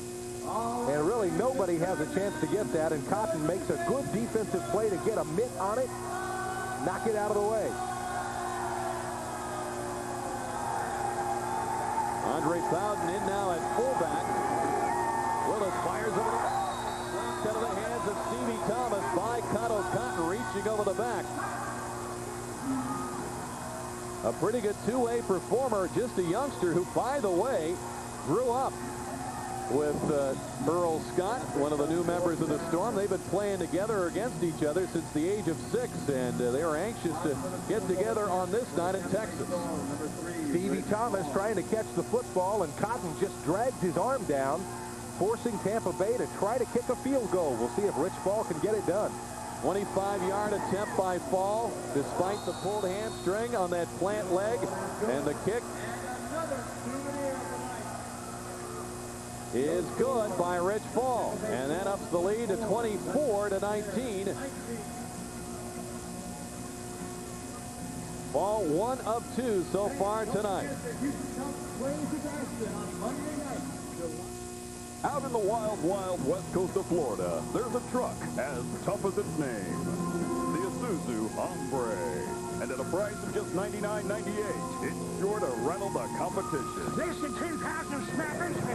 Time to get out and die. Less than $10,000 for a hot new pickup with ice-cold air. So don't get saddled with a high-priced ride. Head to your local 5-star Isuzu dealer today. The Isuzu Hombre, one tough brand.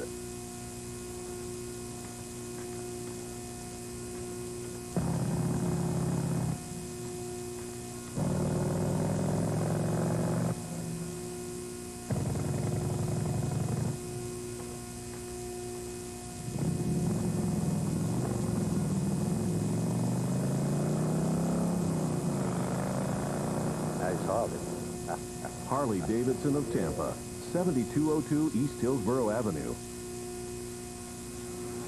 Now the Storm, scoring first in the second half, now have the 5-point lead at 24-19. As Rich Ball will kick it off. You see 7:33 remaining in this third quarter. Most of that time taken up on the impressive Texas drive that ended tragically for the pair, as Stevie Thomas with a big interception and a 42-yard return the touchdown or the field goal for the Storm. The touchback indicated here is Michael Thornton getting down in good shape to make the tackle on Rodney Blackshear in the end zone. The Storm will hold their first ever charity golf classic Monday, July 28th at 9 a.m. The outing will be held at Bloomingdale Golfers Club. Sign up for your chance to play with Coach Markham, quarterback P.T. Willis, and other Storm players. The Charity Golf Classic will benefit the Tampa Marine Institute and the American Red Cross of Tampa. For information, call the Storm office at 813-276-7300. You forgot to say you could get a chance to play with Rick Peckham. See how well he plays. I don't want anybody to know. Protecting my handicap. Here's Porter throwing. And Sanders trying to close off Blackshear. Right with him, stride for stride. Very effective coverage by Tracy Sanders. Tracy Sanders all over his man down there. In fact, you could almost argue that both of them were battling for the football in that one. That's why there was no pass interference called. If you're wondering about everybody having their hands all over everybody else, Porter forced out of the pocket, throws a nice high pass. That gives everybody a chance to get themselves in position. And really, it was Blackshear who had to defend on that one, fearing an interception by Tracy Sanders. Now the tear overload the left side. Now they start Edwin Howard in motion. With a 5-step drop, he finds Holmes by himself near the sidelines, and he's forced out of bounds at the 20 by Worthman, as they pick up 15 yards on the play of first down for Texas. Haven't heard a whole lot from Bernard Holmes tonight, and he's normally the man for this football team. Tells you what a good job the Tampa Bay Storm defense is doing, protecting and getting all over him, but he's wide open there at about the 12-yard line. He first encounters Antoine Worthman and is forced out of bounds. Holmes tonight just a couple of catches for 22 yards. Porter fires, and he connects with Howard, the big 6'4", 210-pounder. It's going to take more than one to bring him down. That ball came loose, and apparently it's recovered by the Terror at the Storm 23-yard line as they pick up 7 yards. Do believe that ball had a little help coming loose. The Storm defensive backs really working on stripping the football. He makes the catch there, and you can see Tracy Perkins trying to get in and get a hand on it. He gets some help here. Lawrence Samuels comes around. Now it's Perkins who's just trying to rip the football out of his hand. Is successful finally, but Texas recovers the football. Here's Holmes circling back in motion. Looking for Holmes. He's down. Perkins throws it, can't bring him down. Samuels rides him hard into the boards, but at the 2-yard line, a huge gain for Texas of 21 yards, and it sets up a 1st and goal. Tracy Perkins playing extremely well all night long, but that time Bernard Holmes just gave him a little look and ran right around Tracy Perkins, but he ends up paying for it. Look at the nice block there on Tony Jones. That's what lets Gary Porter get rid of the football. And on the receiving end, the nice catch by Bernard Holmes, and here comes the move right there. Just flips around Perkins, and look at the lick into the wall. Holmes definitely felt that one, but it puts the Terror at the 2. Well, the Terror trying to punch it in here. Porter looking for room, muscles it in as Worthman could not stop him. Howard was already engaging Antoine Worthman, and Porter on the 1-yard run scores. And he gives the Terror the lead at 25-24. Gary Porter, a big, tough guy out there, a lot of muscles, likes to run the football himself when he gets a chance. You can see here, he gets a couple of blocks, runs around the left side, runs right behind his big man. Number 84, that's Edwin Howard, helps him on in. And Texas takes the lead. And the kick is no good off the upright. In hockey, we'd say he hit the post. And that is not music to the ears of Richard DeFelice as it keeps the Terror up by just a point late in the 3rd. Malibu Grand Prix. Summer is sizzling, and so is the action at Malibu Grand Prix. We've got your ticket to serious summer fun, and it's racing your way at the best prices we've ever offered. So come on out and join the party. Save on everything at Malibu with our Super Fun Pass. Purchase it and receive an additional $50 in savings. Malibu Grand Prix, Nebraska, between Fletcher and Bears Avenue. Malibu Grand Prix.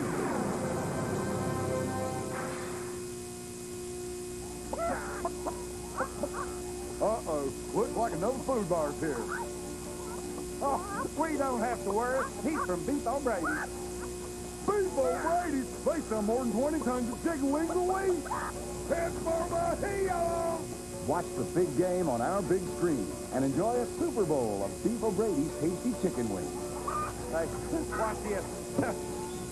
Hey, we have good burgers too, you know. Burgers. Texas in front now by a point with 3:23 to go in the 3rd. And here's a good look at the touchdown. Gary Porter gets a nice block by Edwin Howard. Antoine Worthman just can't drag him down, and Gary Porter gets himself a touchdown. Took 5 plays, 45 yards, 4 minutes and 10 seconds eaten up on the clock. And Gary Porter gets himself a touchdown on a 2-yard run. DeFelice to kick off. High off the screen. Samuels couldn't get it, and Worthman diving to make sure it at least went out of bounds. He covered it at the 3. Those are dicey plays high off the screen because that is a free ball. That one took a pretty mean bounce, too. Down here spinning end over end. That's a football that's hard to catch. Tampa Bay Storm Arena football is brought to you by First Choice Motors.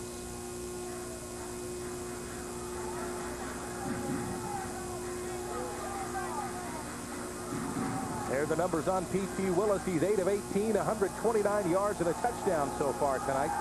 Struggling just a bit, looking for another one. And he's got LaFrance at the 10. George looking for running room. And he's taken down to the 18-yard line. Demetrius Martin and company put a stop to LaFrance's progress there, but they pick up 15 yards on the completion. Tampa Bay averaging only 32 points per game, almost 33 points per game. That ranks them 13th in the league. This is a team used to scoring at least 50 points a game.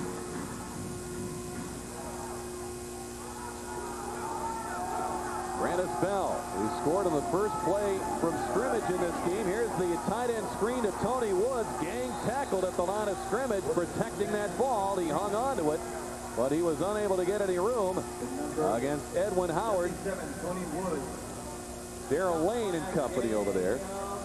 Yeah, Tony Woods, a great big guy out of Oklahoma. He's 6'4", 280 pounds, and he can tack away some pizza, folks. Let me tell you, Tony Woods makes the catch, some pretty good hands, but he just can't get anywhere on that play. Did he steal a couple slices from you, or? I had a whole plate full. I turn around and it's gone. You sure it was Tony, though? No, it wasn't me.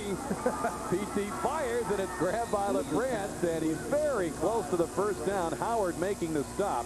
They started to say before the last play, Brandis Bell had returned to action, and he had that explosive touchdown of the game's first play, and he's on the field right now. It's going to be 2nd and 1 in the 9-yard pickup. Peter Tom Willis over talking to Tim Markham about their strategy here as time ticking away in the third. 1:10 left now. The Storm trail by a point, 25-24, but they're on the move at midfield. Bell in motion. Here's a handoff to Andre Bowden, and unable to get started because of the penetration in that backfield by wide receiver linebacker Edwin Howard, number 84.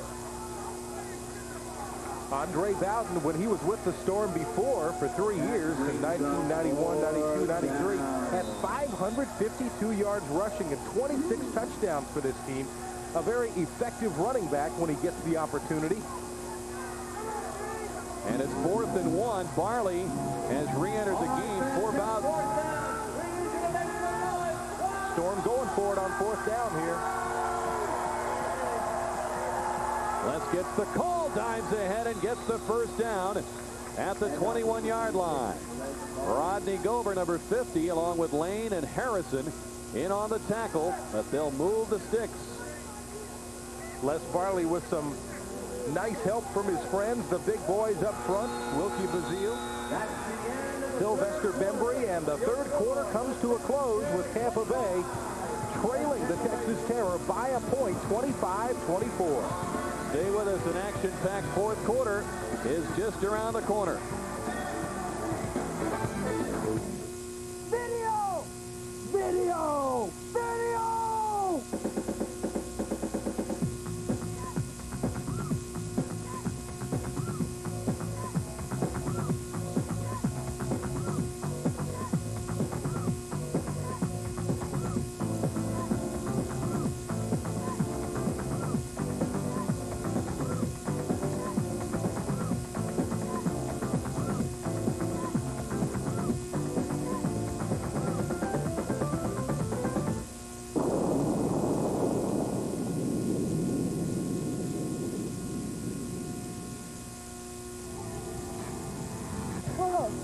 Rico and the Phillies think the Marlins are the chicken of the sea. But Lou in Florida say, sorry, Charlie. The Phillies fight the Marlins Friday night at 7 on Sunshine. Woo.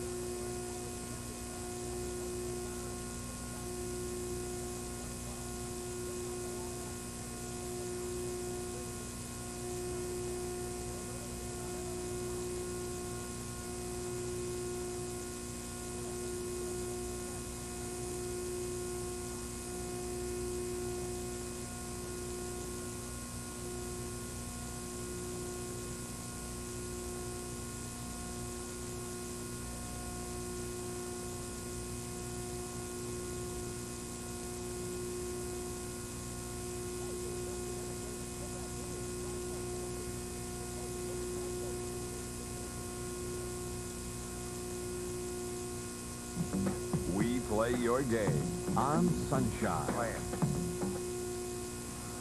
Welcome back to the Summit in Houston, Texas. Rick Peckham along with Jerry Johnson, our producer-director Bill Moore, associate producer Tom Barberi, bringing you tonight's game. Here's a look at our First Choice Motors instant replay of the game. An awfully nice interception by Stevie Thomas. The Texas Terror poised to strike at about the 2-yard line, but Stevie Thomas steps in front of the pass and hauls it 42 yards. It leads to a Storm field goal and gave him a 24-19 lead at the time. Willis lofting one out of the reach of Stevie Thomas. He was belted by Demetrius Martin well after that ball sailed out of play, and Stevie objects to that. Let's have a look at our third quarter statistics. Tampa Bay only 8 first downs to Texas 12. Tampa has 12 rushing yards, 154 passing yards to 191. 166 total yards for the Storm, 201 total yards for the Texas Terror. With Peter Tom Willis driving the Tampa Bay Storm from the 21. Second down and 10. Bell in motion.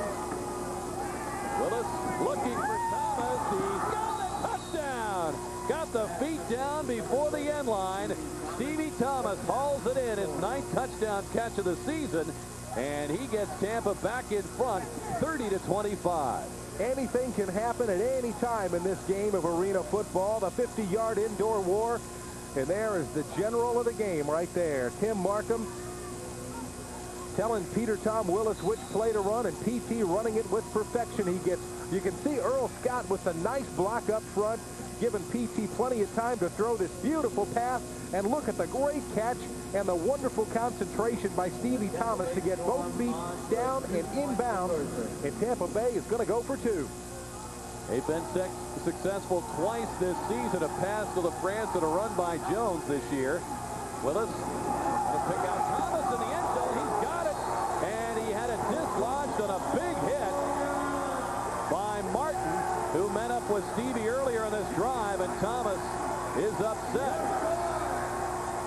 So the conversion is no good. The score remains 30-25 Tampa Bay. Stevie ought to be upset about that one. Look what happened. Stevie goes up in the air to make the grab. He's about to come down. He gets hit hard, and the ball gets knocked out of his arms, and Stevie knocked out of the end zone. And Stevie Thomas, not a happy camper, but the Storm has a 30-25 lead in the 4th. You're a judge at America's most prestigious beer competition. You can't see anything. Can't see the labels. All you've got to go on is taste. So who wins the gold medal for best tasting American premium lager? Original Coors. Close your eyes and taste the one that won for taste. Original Coors. Recently, Circle K asked folks, which brand should we add to our Thirst Buster Fountain? Yes. I would add Gatorade. What about Pepsi, huh? Everybody likes Pepsi. Mountain Dew. Mountain Dew rules. Diet Pepsi. Dr. Pepper. To conclude you, just give everybody what they want. Circle K Thirst Busters. Now with all your favorite choices. Everyone can have what they want.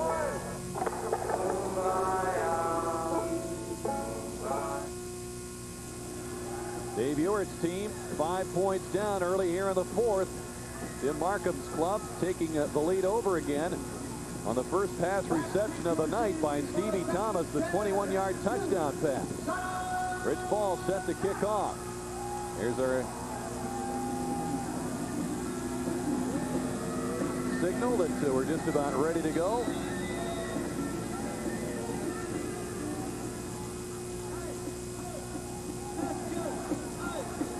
And the product of the University of Arizona, Rich Ball, gets plenty of foot into this one, high into the net. Battle. Scoots to the 10, and he's tackled by Sylvester Bembry, along with Barley, who might be shaken up once again. And they will mark it at the 13-yard line. Yeah, Les Varley down on his back at midfield down here, well, at about the 15-yard line. They'll go out and see what the deal is with Les. Pulled a hamstring earlier in the game. See if we can catch what happens to Les Varley. Tracy Sanders almost gets a hand on Cotto. Here comes Les across the middle. Well, he just goes a rolling and rumbling on the ground.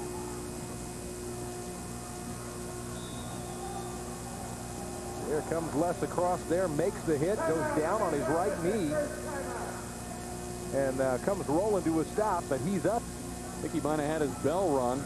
I think so. He is talking with trainer John Colt at this point. Well, during the month of July, the Storm will be giving away over $50,000 in prizes, including a Sea-Doo Wave Runner from Barney's Motorcycle and Marine. And on Saturday, July 26th, the Storm and Harley-Davidson of Tampa will give away a Harley-Davidson motorcycle. Don't miss the fun and excitement during July at the Ice Palace. Les Varley back up with his helmet on, still in the football game. He is one tough customer. Here's something for you to chew on here in the fourth quarter. Last week against Albany, the Terror lost 63-35, and that was their fourth consecutive loss. Albany scored 21 points in the fourth quarter, and that's how they won that football game. And they allowed Mike Pulaski to go 17 of 19 in the second half for 14 hits in that game. And most of that, of course, coming in that fourth quarter. So defense has not been a long suit of the Terror. And the Storm with still 13-13 to play in this one, up 5. And the PT and company ready to get that ball back again shortly if they can, as Gary Porter makes the call in the huddle for the Texas Terror.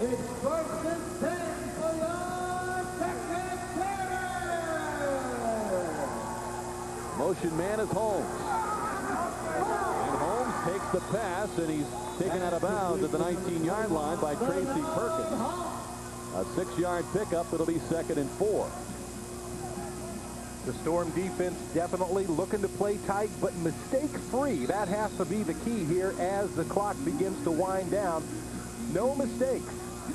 That's what Tim Markham really wants to see here from his Tampa Bay Storm football team. No mistakes. Porter is top 200 yards for the game, but the 3 interceptions certainly have hurt. Porter fires. Hill on the receiving end, forced out by Perkins. A first down for Texas at the Tampa Bay 21. Everybody trying to play very carefully here, including the Terror. They want everything to be very precise. They want to run crisp routes. The Tampa Bay defense wants some good, strong, wall-to-wall coverage on these guys.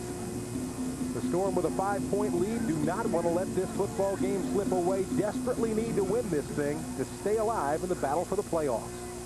Terror have been able to move the ball effectively in the second half. They get a whistle on the hard count by Porter. That drew Barley offside. Let's see if anybody else moved. But the Terror moving the ball effectively in this half, but they have been prone to making the big mistake, much to the dismay of Dave Ewert, the young head coach. Doesn't look like the call's going to go his way from his reaction. What's been going on up front is Texas has a couple of linemen rocking back and forth just before the snap. Offside 46 on the defense. 3-yard penalty. And that in turn has been drawing Les Varley. Before the ball is snapped, Les thought he had another one there with the rocking lineman. But that call goes against the Storm and will move Texas down to about the 18-yard line.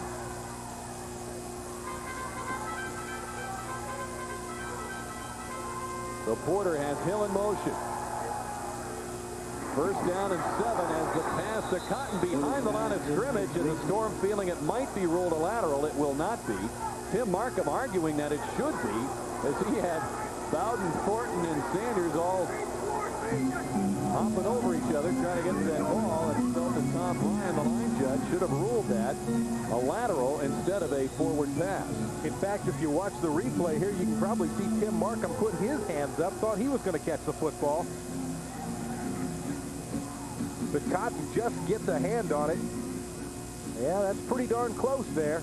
Yeah, Markham trying to get out of the way over here on the sidelines, and that'll bring up Another down for Texas, second down.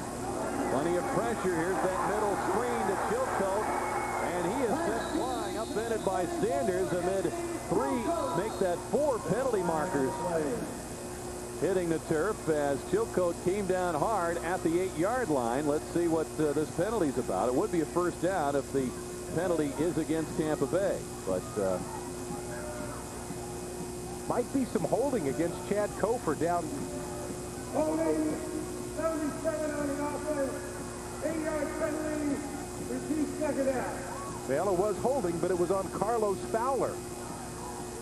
That one going in favor of the Storm.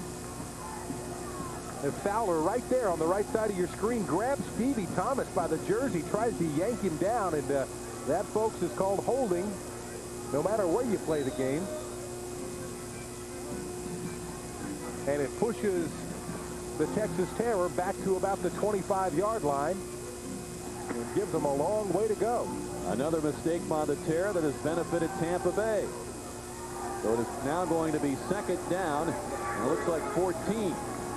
Porter fires one to Holmes, and Sanders wraps him up.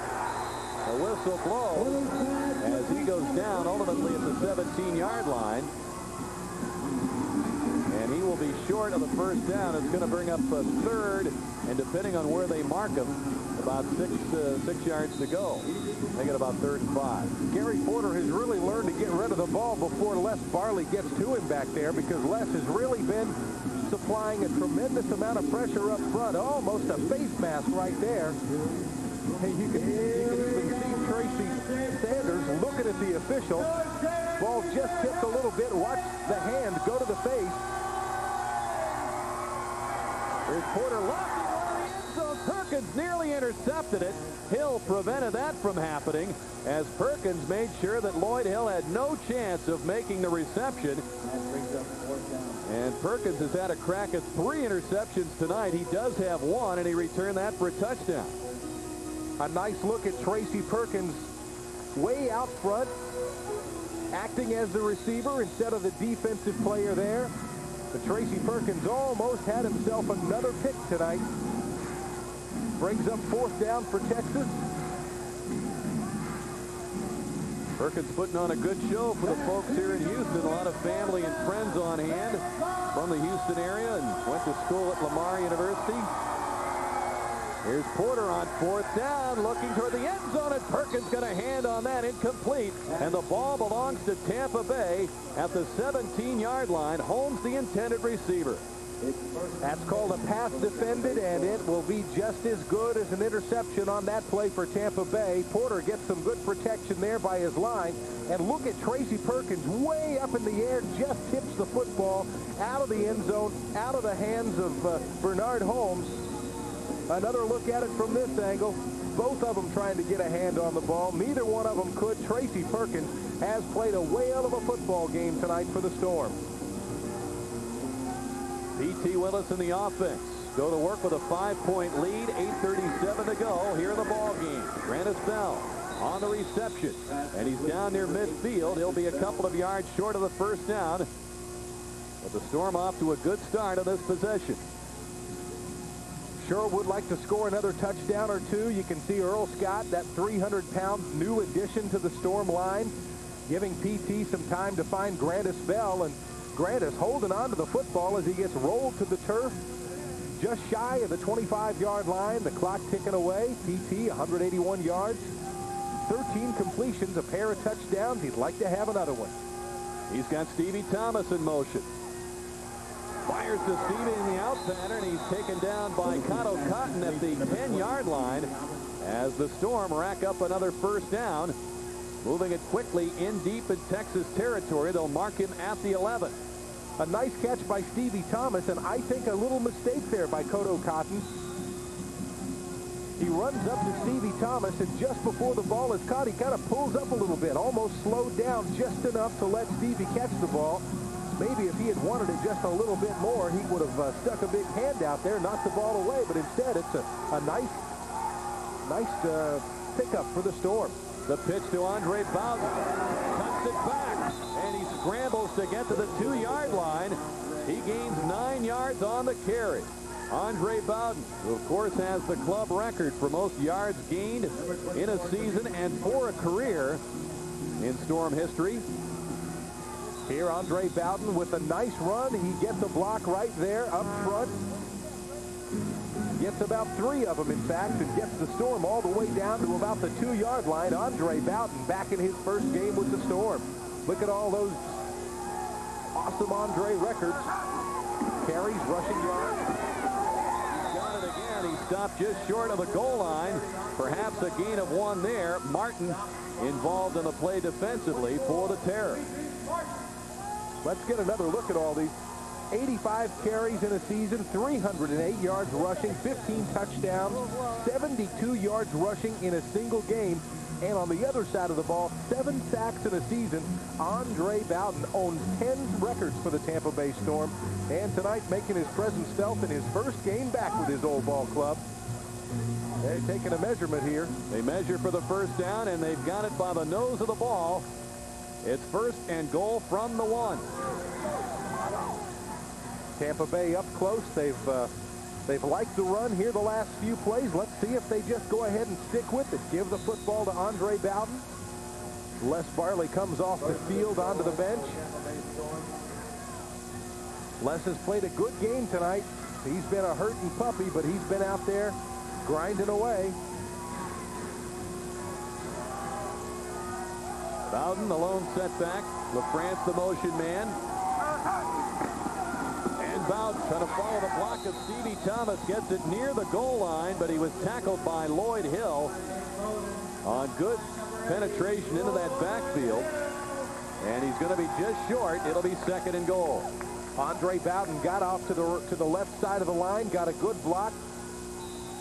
Had his knee down on the ground and tried to stick it out through there. You can see in the all-time rushing leaders, Les Barley, the all-time rushing leader in the AFL with 876 yards. Andre Bowden down there with 552 yards in his career. 2nd and goal. Bowden again the call. Trying to muscle it in. Plenty of members of the Terror there to try to stop him. He dives across, and on the 2nd and 3rd effort, it's a Tampa Bay Storm touchdown with a penalty marker down. What an effort by Andre Bowden, who left the Storm to join the New Orleans Saints back in 1994. On offense, no tight end declared. 3-yard penalty. Repeat, 2nd down. A tough mistake there for Tim Markham to swallow, as, of course, in each play, the tight end has to raise his hand, declare himself to the defense and to the officials. That did not happen. As a result, the 3-yard penalty wipes out the touchdown, and it will bring it back to the 4-yard line. And it will be 2nd and goal once again. But Bowden had spent the last couple of years with the New England Patriots. He was an IR most of last season, and then, as Jerry pointed out, this year in the World League in Frankfurt, Germany. Now Willis looks to throw. And he completes it for the touchdown to George LaFrance, the 4-yard touchdown pass. Mission accomplished for the Tampa Bay Storm. They up that lead to 36-25. The clock running with 4:35 remaining. And Rich Ball comes on to try to tack on the point after. We've talked before about the strength of George LaFrance. I can hear him get hit all the way up here in this press box. George LaFrance with the great catch, and he takes the solid lick right there, but he wraps both those strong arms around the football, gives the Storm the lead. Rich Ball comes in, makes the extra point good, and Tampa Bay now takes a 37-25 lead with 4 minutes and 13 seconds left here in Houston. Have a look at our First Choice Motors instant replay. And it's a beautiful touchdown from Peter Tom Willis to George LaFrance. Here's PT getting some good blocking up there by Earl Scott. And a nice grab, and look at his head jerk back when he got hit. George LaFrance manages to hang on to that football. Great effort by George LaFrance on holding on to that thing, and the Storm leads now 37-25. Penalty marker down from the 12. Porter fires. The ball is, no, it's incomplete. Looked like Blackshear had it, but he trapped it. And now we'll investigate the penalty from the line of scrimmage.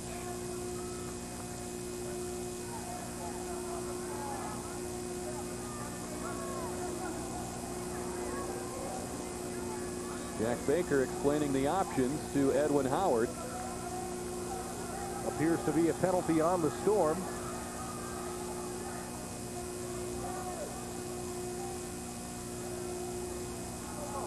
Illegal defense, stacking by the linebackers, 5-yard penalty, first down. What happened there, one of the linebackers lined up directly behind one of the defensive linemen.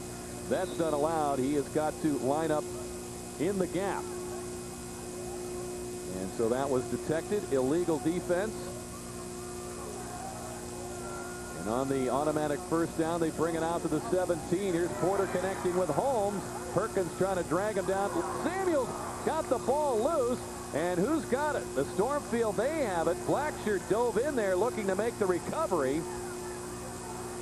And Dave Ewert's come off the bench to protest what he believes should have been a terror recovery, but Samuels has the ball. Blackshear is still down, shaken up.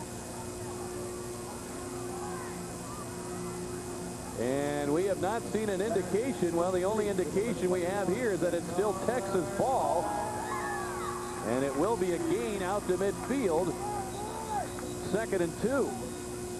A pretty wild play here. The Storm, well, they strip the ball away right there. Lawrence Samuels does it.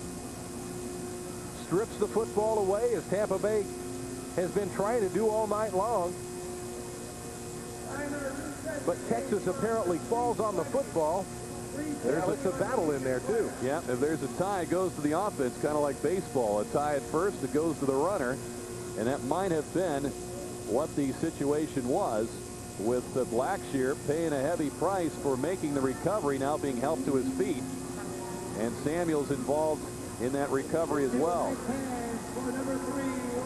Bernard Holmes trying to hang on to the ball, but the Storm defense manages to rip it away from him, and Rodney Blackshear awarded custody of that football as he manages to fall on it. Gains possession under the tie. Clock running at 3:13. Ball at midfield. 2nd and 2 for Texas. Howard is the motion man. Porter steps back, looking long. Perkins reaches up, makes the grab, and it's an interception. He got his foot down before the end line. And Tracy Perkins has his 2nd pickoff of the night, much to the dismay of Gary Porter. So on the touchback, the Storm have the ball with 3:02 remaining from the 5. Well, you see Gary Porter under a little pressure there by Earl Scott. He lets it fly, and Tracy Perkins is all the way down there, and he makes the grand leap and comes down with Mr. Pigskin, Edwin Howard, over there, too. He doesn't even try for the football as it's really thrown right to Tracy Perkins. Makes his 2nd interception of the night. This defensive secondary has done their job so far here in Houston. Sanders has an interception. So does Thomas. For a grand total of 4 picks of Gary Porter tonight. Here's Willis connecting with Larry Kennedy. He's wrestled out of bounds by Demetrius Martin at the 10-yard line. A gain of about 5, and it keeps things moving here. Of course, the clock will not stop for a play out of bounds or an incompletion until we get inside the final minute of this 4th quarter. The Storm lead by 12, but with 2 minutes and change left, that's plenty of time for anything and everything to happen in arena football. Tim Markham knows it. He's a little nervous still. Peter Tom Willis over the 200-yard mark. A trio of touchdowns tonight. BT back to throw, firing, and connecting. Samuels escapes the clutches of Billy Mitchell and is taken down to the Texas 16-yard line by Howard. A huge gain for the Storm and a first down as they continue to march. Under 2 minutes to go now in this football game, and Tim Markham will use the clock to his advantage. Peter Tom Willis, again, you can't say enough about Earl Scott playing his first arena football game. Hanging on up front, making things happen. Lawrence Samuels with the nice grab. Got to give this guy a lot of credit for plenty of strength there. Lawrence Samuels hauls it down and picks up some more yards. That play good for 24 yards. Farley cuts it back and comes down to the 14-yard line, tackled by Rodney Gover, number 50. A pickup of 2.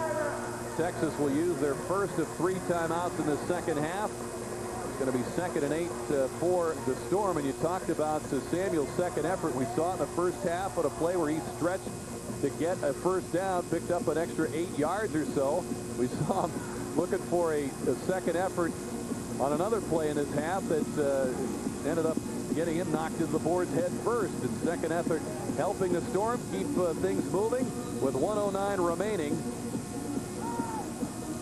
And a 12-point lead. The Terror have taken a timeout to stop the clock. We will get, of course, the clock stopped at the 1-minute mark for the warning. Now the Storm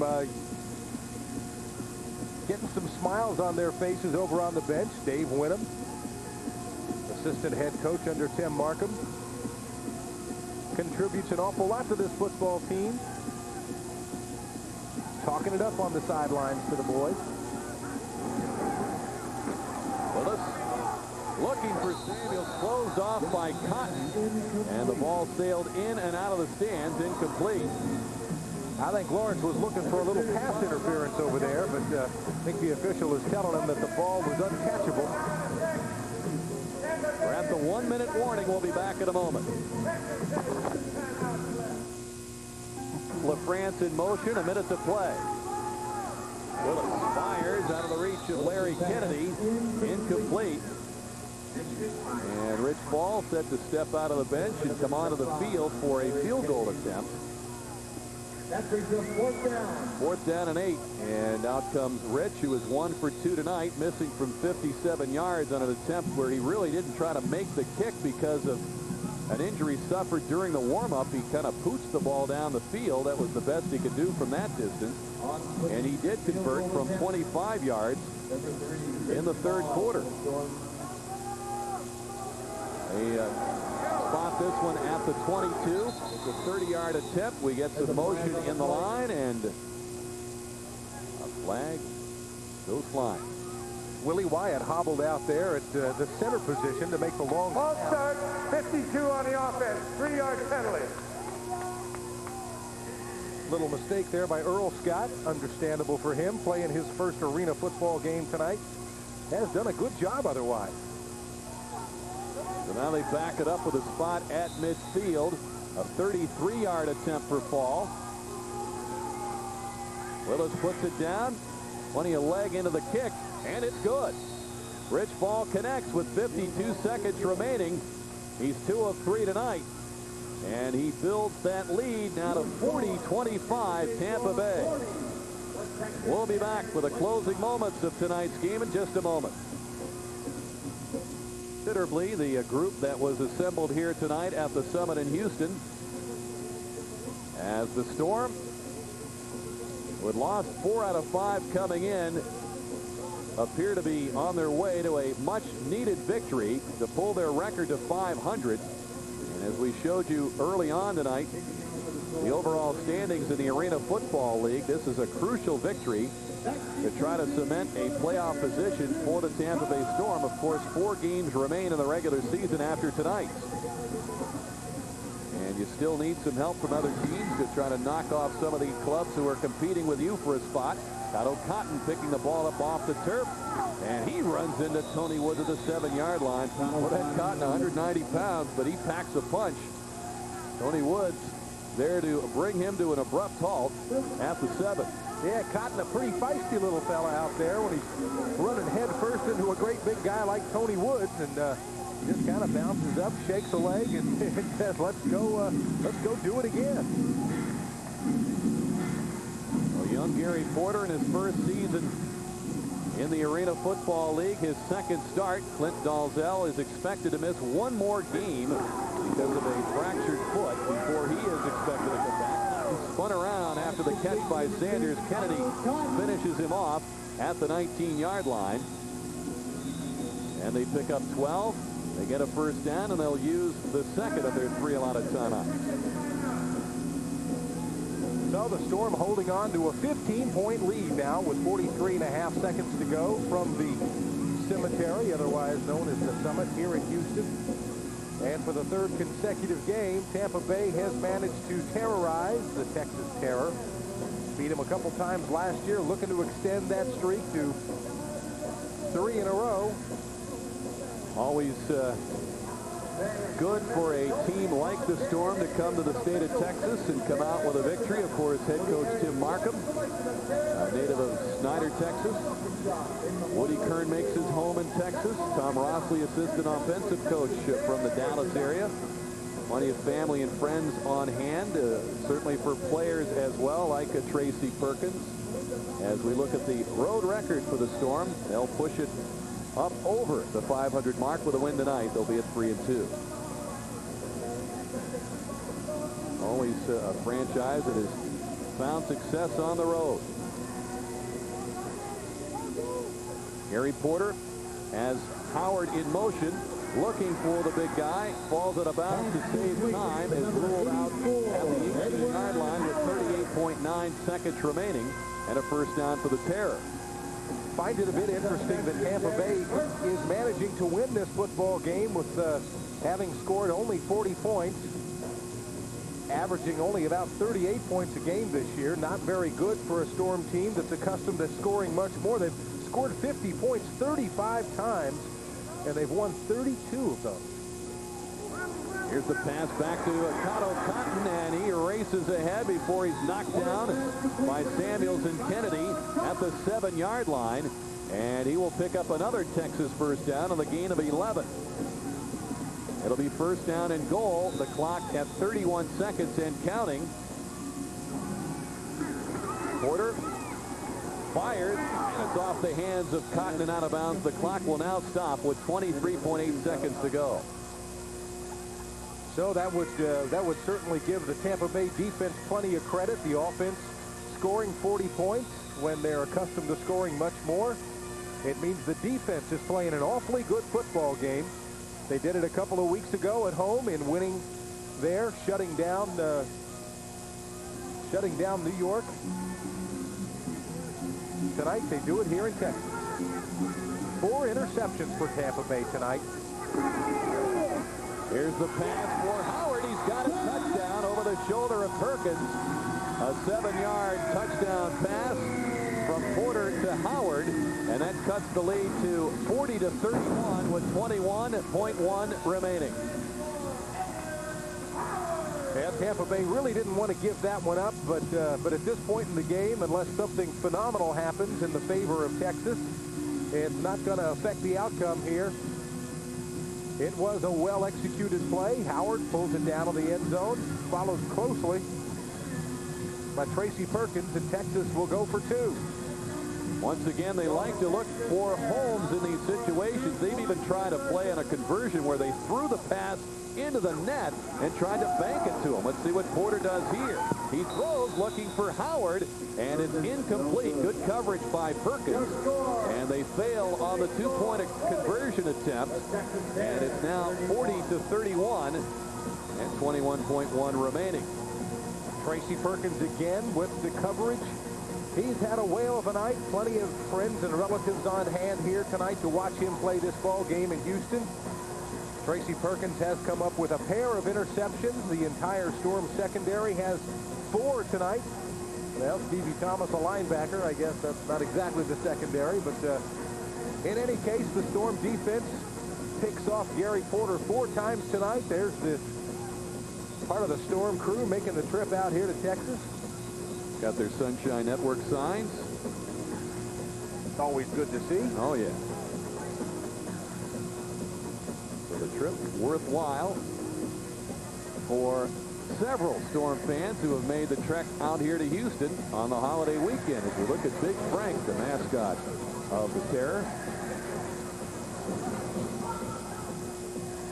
There's Joe Lohr discussing the merits of Tampa Bay's effort tonight. And a couple of seats down, Amy Markham, the wife of head coach Tim Markham of the Storm.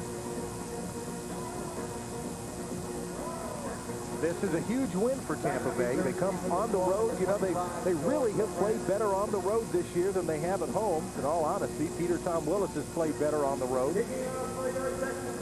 As has the rest of the team. It's the snowball effect. He gets more time. He's more efficient. The patterns are sharper. Onside kick, and it's taken by Samuels. Down he goes hard off the collision with Tarkowski. But the Storm do get the ball at the 15-yard line. More proof of the toughness of Lawrence Samuels. Has to go up in the air to get that football. It comes down hard on his left elbow. Gets up. Jerry, you bring up an interesting point, though, how they have played better. It's the snowball effect. He gets more time. He's more efficient. The patterns are sharper. Onside kick, and it's taken by Samuels. Down he goes hard off the collision with Tarkowski. But the Storm do get the ball at the 15-yard line. More proof of the toughness of Lawrence Samuels. Has to go up in the air to get that football. It comes down hard on his left elbow. Gets up. Jerry, you bring up an interesting point, though, how they have played better on the road, because then now the challenge is they have got to find a way to get sharper at home at the Ice Palace. They're home against the Piranhas next Saturday at 7:30. Then they've got Iowa coming in on the 19th, and a game against the Florida Bobcats on the 26th. The 3 of their last 4 will be at the Ice Palace. Farley on the carry with 15 seconds remaining. And Texas will use its last timeout with 12.9 to go. And you know, that playing well on the road really might be a good thing for this football team, because even though they play their next 3 at home, if they manage to win at least 2 of those games, Iowa Barnstormers going to be an awfully tough team. They'll be looking for a little revenge from this Storm team. Beat them last year in the Arena Bowl finals, Tampa Bay did. So Storm manages to get themselves in the playoffs. Chances are they'll be in the bottom echelon of the playoffs, which means they most likely will play at least one, if not all, of their playoff games on the road. Well, that could mean that they could have a better chance for success in the Arena Bowl playoffs. That's the way it's worked. The last 5 Arena Bowl champions have won on the road. So keep that in mind. Of course, that's down the road a ways as Farley on the final carry of the game. That is going to do it. Our MVP of this game, Tracy Perkins, and Cotto Cotton, the Iron Man of the game. Dave Ewart and Tim Markham exchange greetings at the end of the contest. But the Storm, mission accomplished, knowing coming into these final 5 weeks they needed to beat this Texas team, and they do so 40-31. They're now at 5-5, and as we've been talking about the schedule ahead, 3 of their last 4 at the Ice Palace. We'll return to wrap up tonight's game in a moment. Our final score tonight here at the Summit in Houston, 40-31, the Tampa Bay Storm over the Texas Terror. The Storm now at 5-5. Welcome to the Pepsi postgame report here at the Summit. And the Storm very happy, and among the happiest members of the team is a guy who's got plenty of family and friends on hand tonight, and certainly the star of this game, the MVP, Tracy Perkins. And Tracy, congratulations on a great effort. I know you guys have been hoping to make some big plays, and certainly your interception for the touchdown, as we're looking at it, the viewers at home are seeing it now, was a big play. Tell us about that. And the quarterback didn't make the proper read, and I was able to step in front of the ball and make an interception. Tracy, you had a whale of a game tonight. 2 interceptions. The fact that you're playing here in front of a lot of your family and friends, how much did that pump you up here to provide that action for the Storm tonight? Well, it was very exciting to play in front of my family and friends and prove to them that I still play this game very well, and I wanted to put on a show for them. You know, coming into this football game tonight, the defensive secondary, well, the entire Storm defense had only 7 interceptions. Tonight, you really step it up with 4, a tremendous defensive effort. Talk about how well you guys came together tonight. Well, the key to the secondary is playing, talking together, communicating very well, and we did that tonight, and we was able to make some big plays. Now, we've talked in the past, Tracy, about one of the keys in making interceptions is keeping contact with a quarterback's eyes. Was that something that helped you out in a number of plays tonight? It helped me out on several plays, and I was able to read the quarterback's eyes. He wasn't doing a good job of looking off the receivers, and the routes they run, we see those every day in practice, and I was able to step in front of a couple of passes. As you look ahead, you've got 3 of the last 4 games at home. What's going to be the key now to finding the successful formula for you guys at the Ice Palace? Well, at the Ice Palace, we like to get more fan support and get on our side.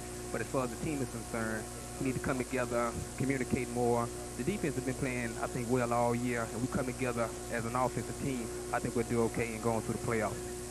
Well, Tracy, certainly you guys come back home now in those final 4 weeks with the momentum off this victory, and the best of luck to you in continuing that momentum and cementing that playoff spot and perhaps getting the home seed here. Thank you very much, and hopefully things will go well, and we can go on and win these next 4 games and hopefully have a home playoff game. All right, Tracy Perkins, our star of the game, as he had a couple of picks tonight. We're going to look at his second one. We saw the one for the touchdown and a great leaping grab in front of Edwin Howard late in this ball game that helped seal a victory of 40-31, the Storm over the Texas Terror. And we'll be back with more in just a moment. Host the 7-2 Predators at 6:30. Join us for that.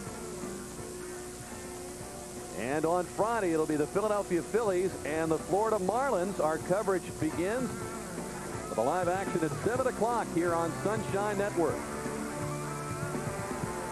Well, our thanks to the Storm organization for helping us in our coverage of the team this season. Everybody at Sunshine Network, it has been a lot of fun in covering this football team. We look forward to the Storm going on to the playoffs and the success that they're used to going on to the Arena Bowl Championship. They win tonight by the count of 40-31. And for our crew here in Houston and Jerry Johnson, Rick Peckham saying so long from the summit.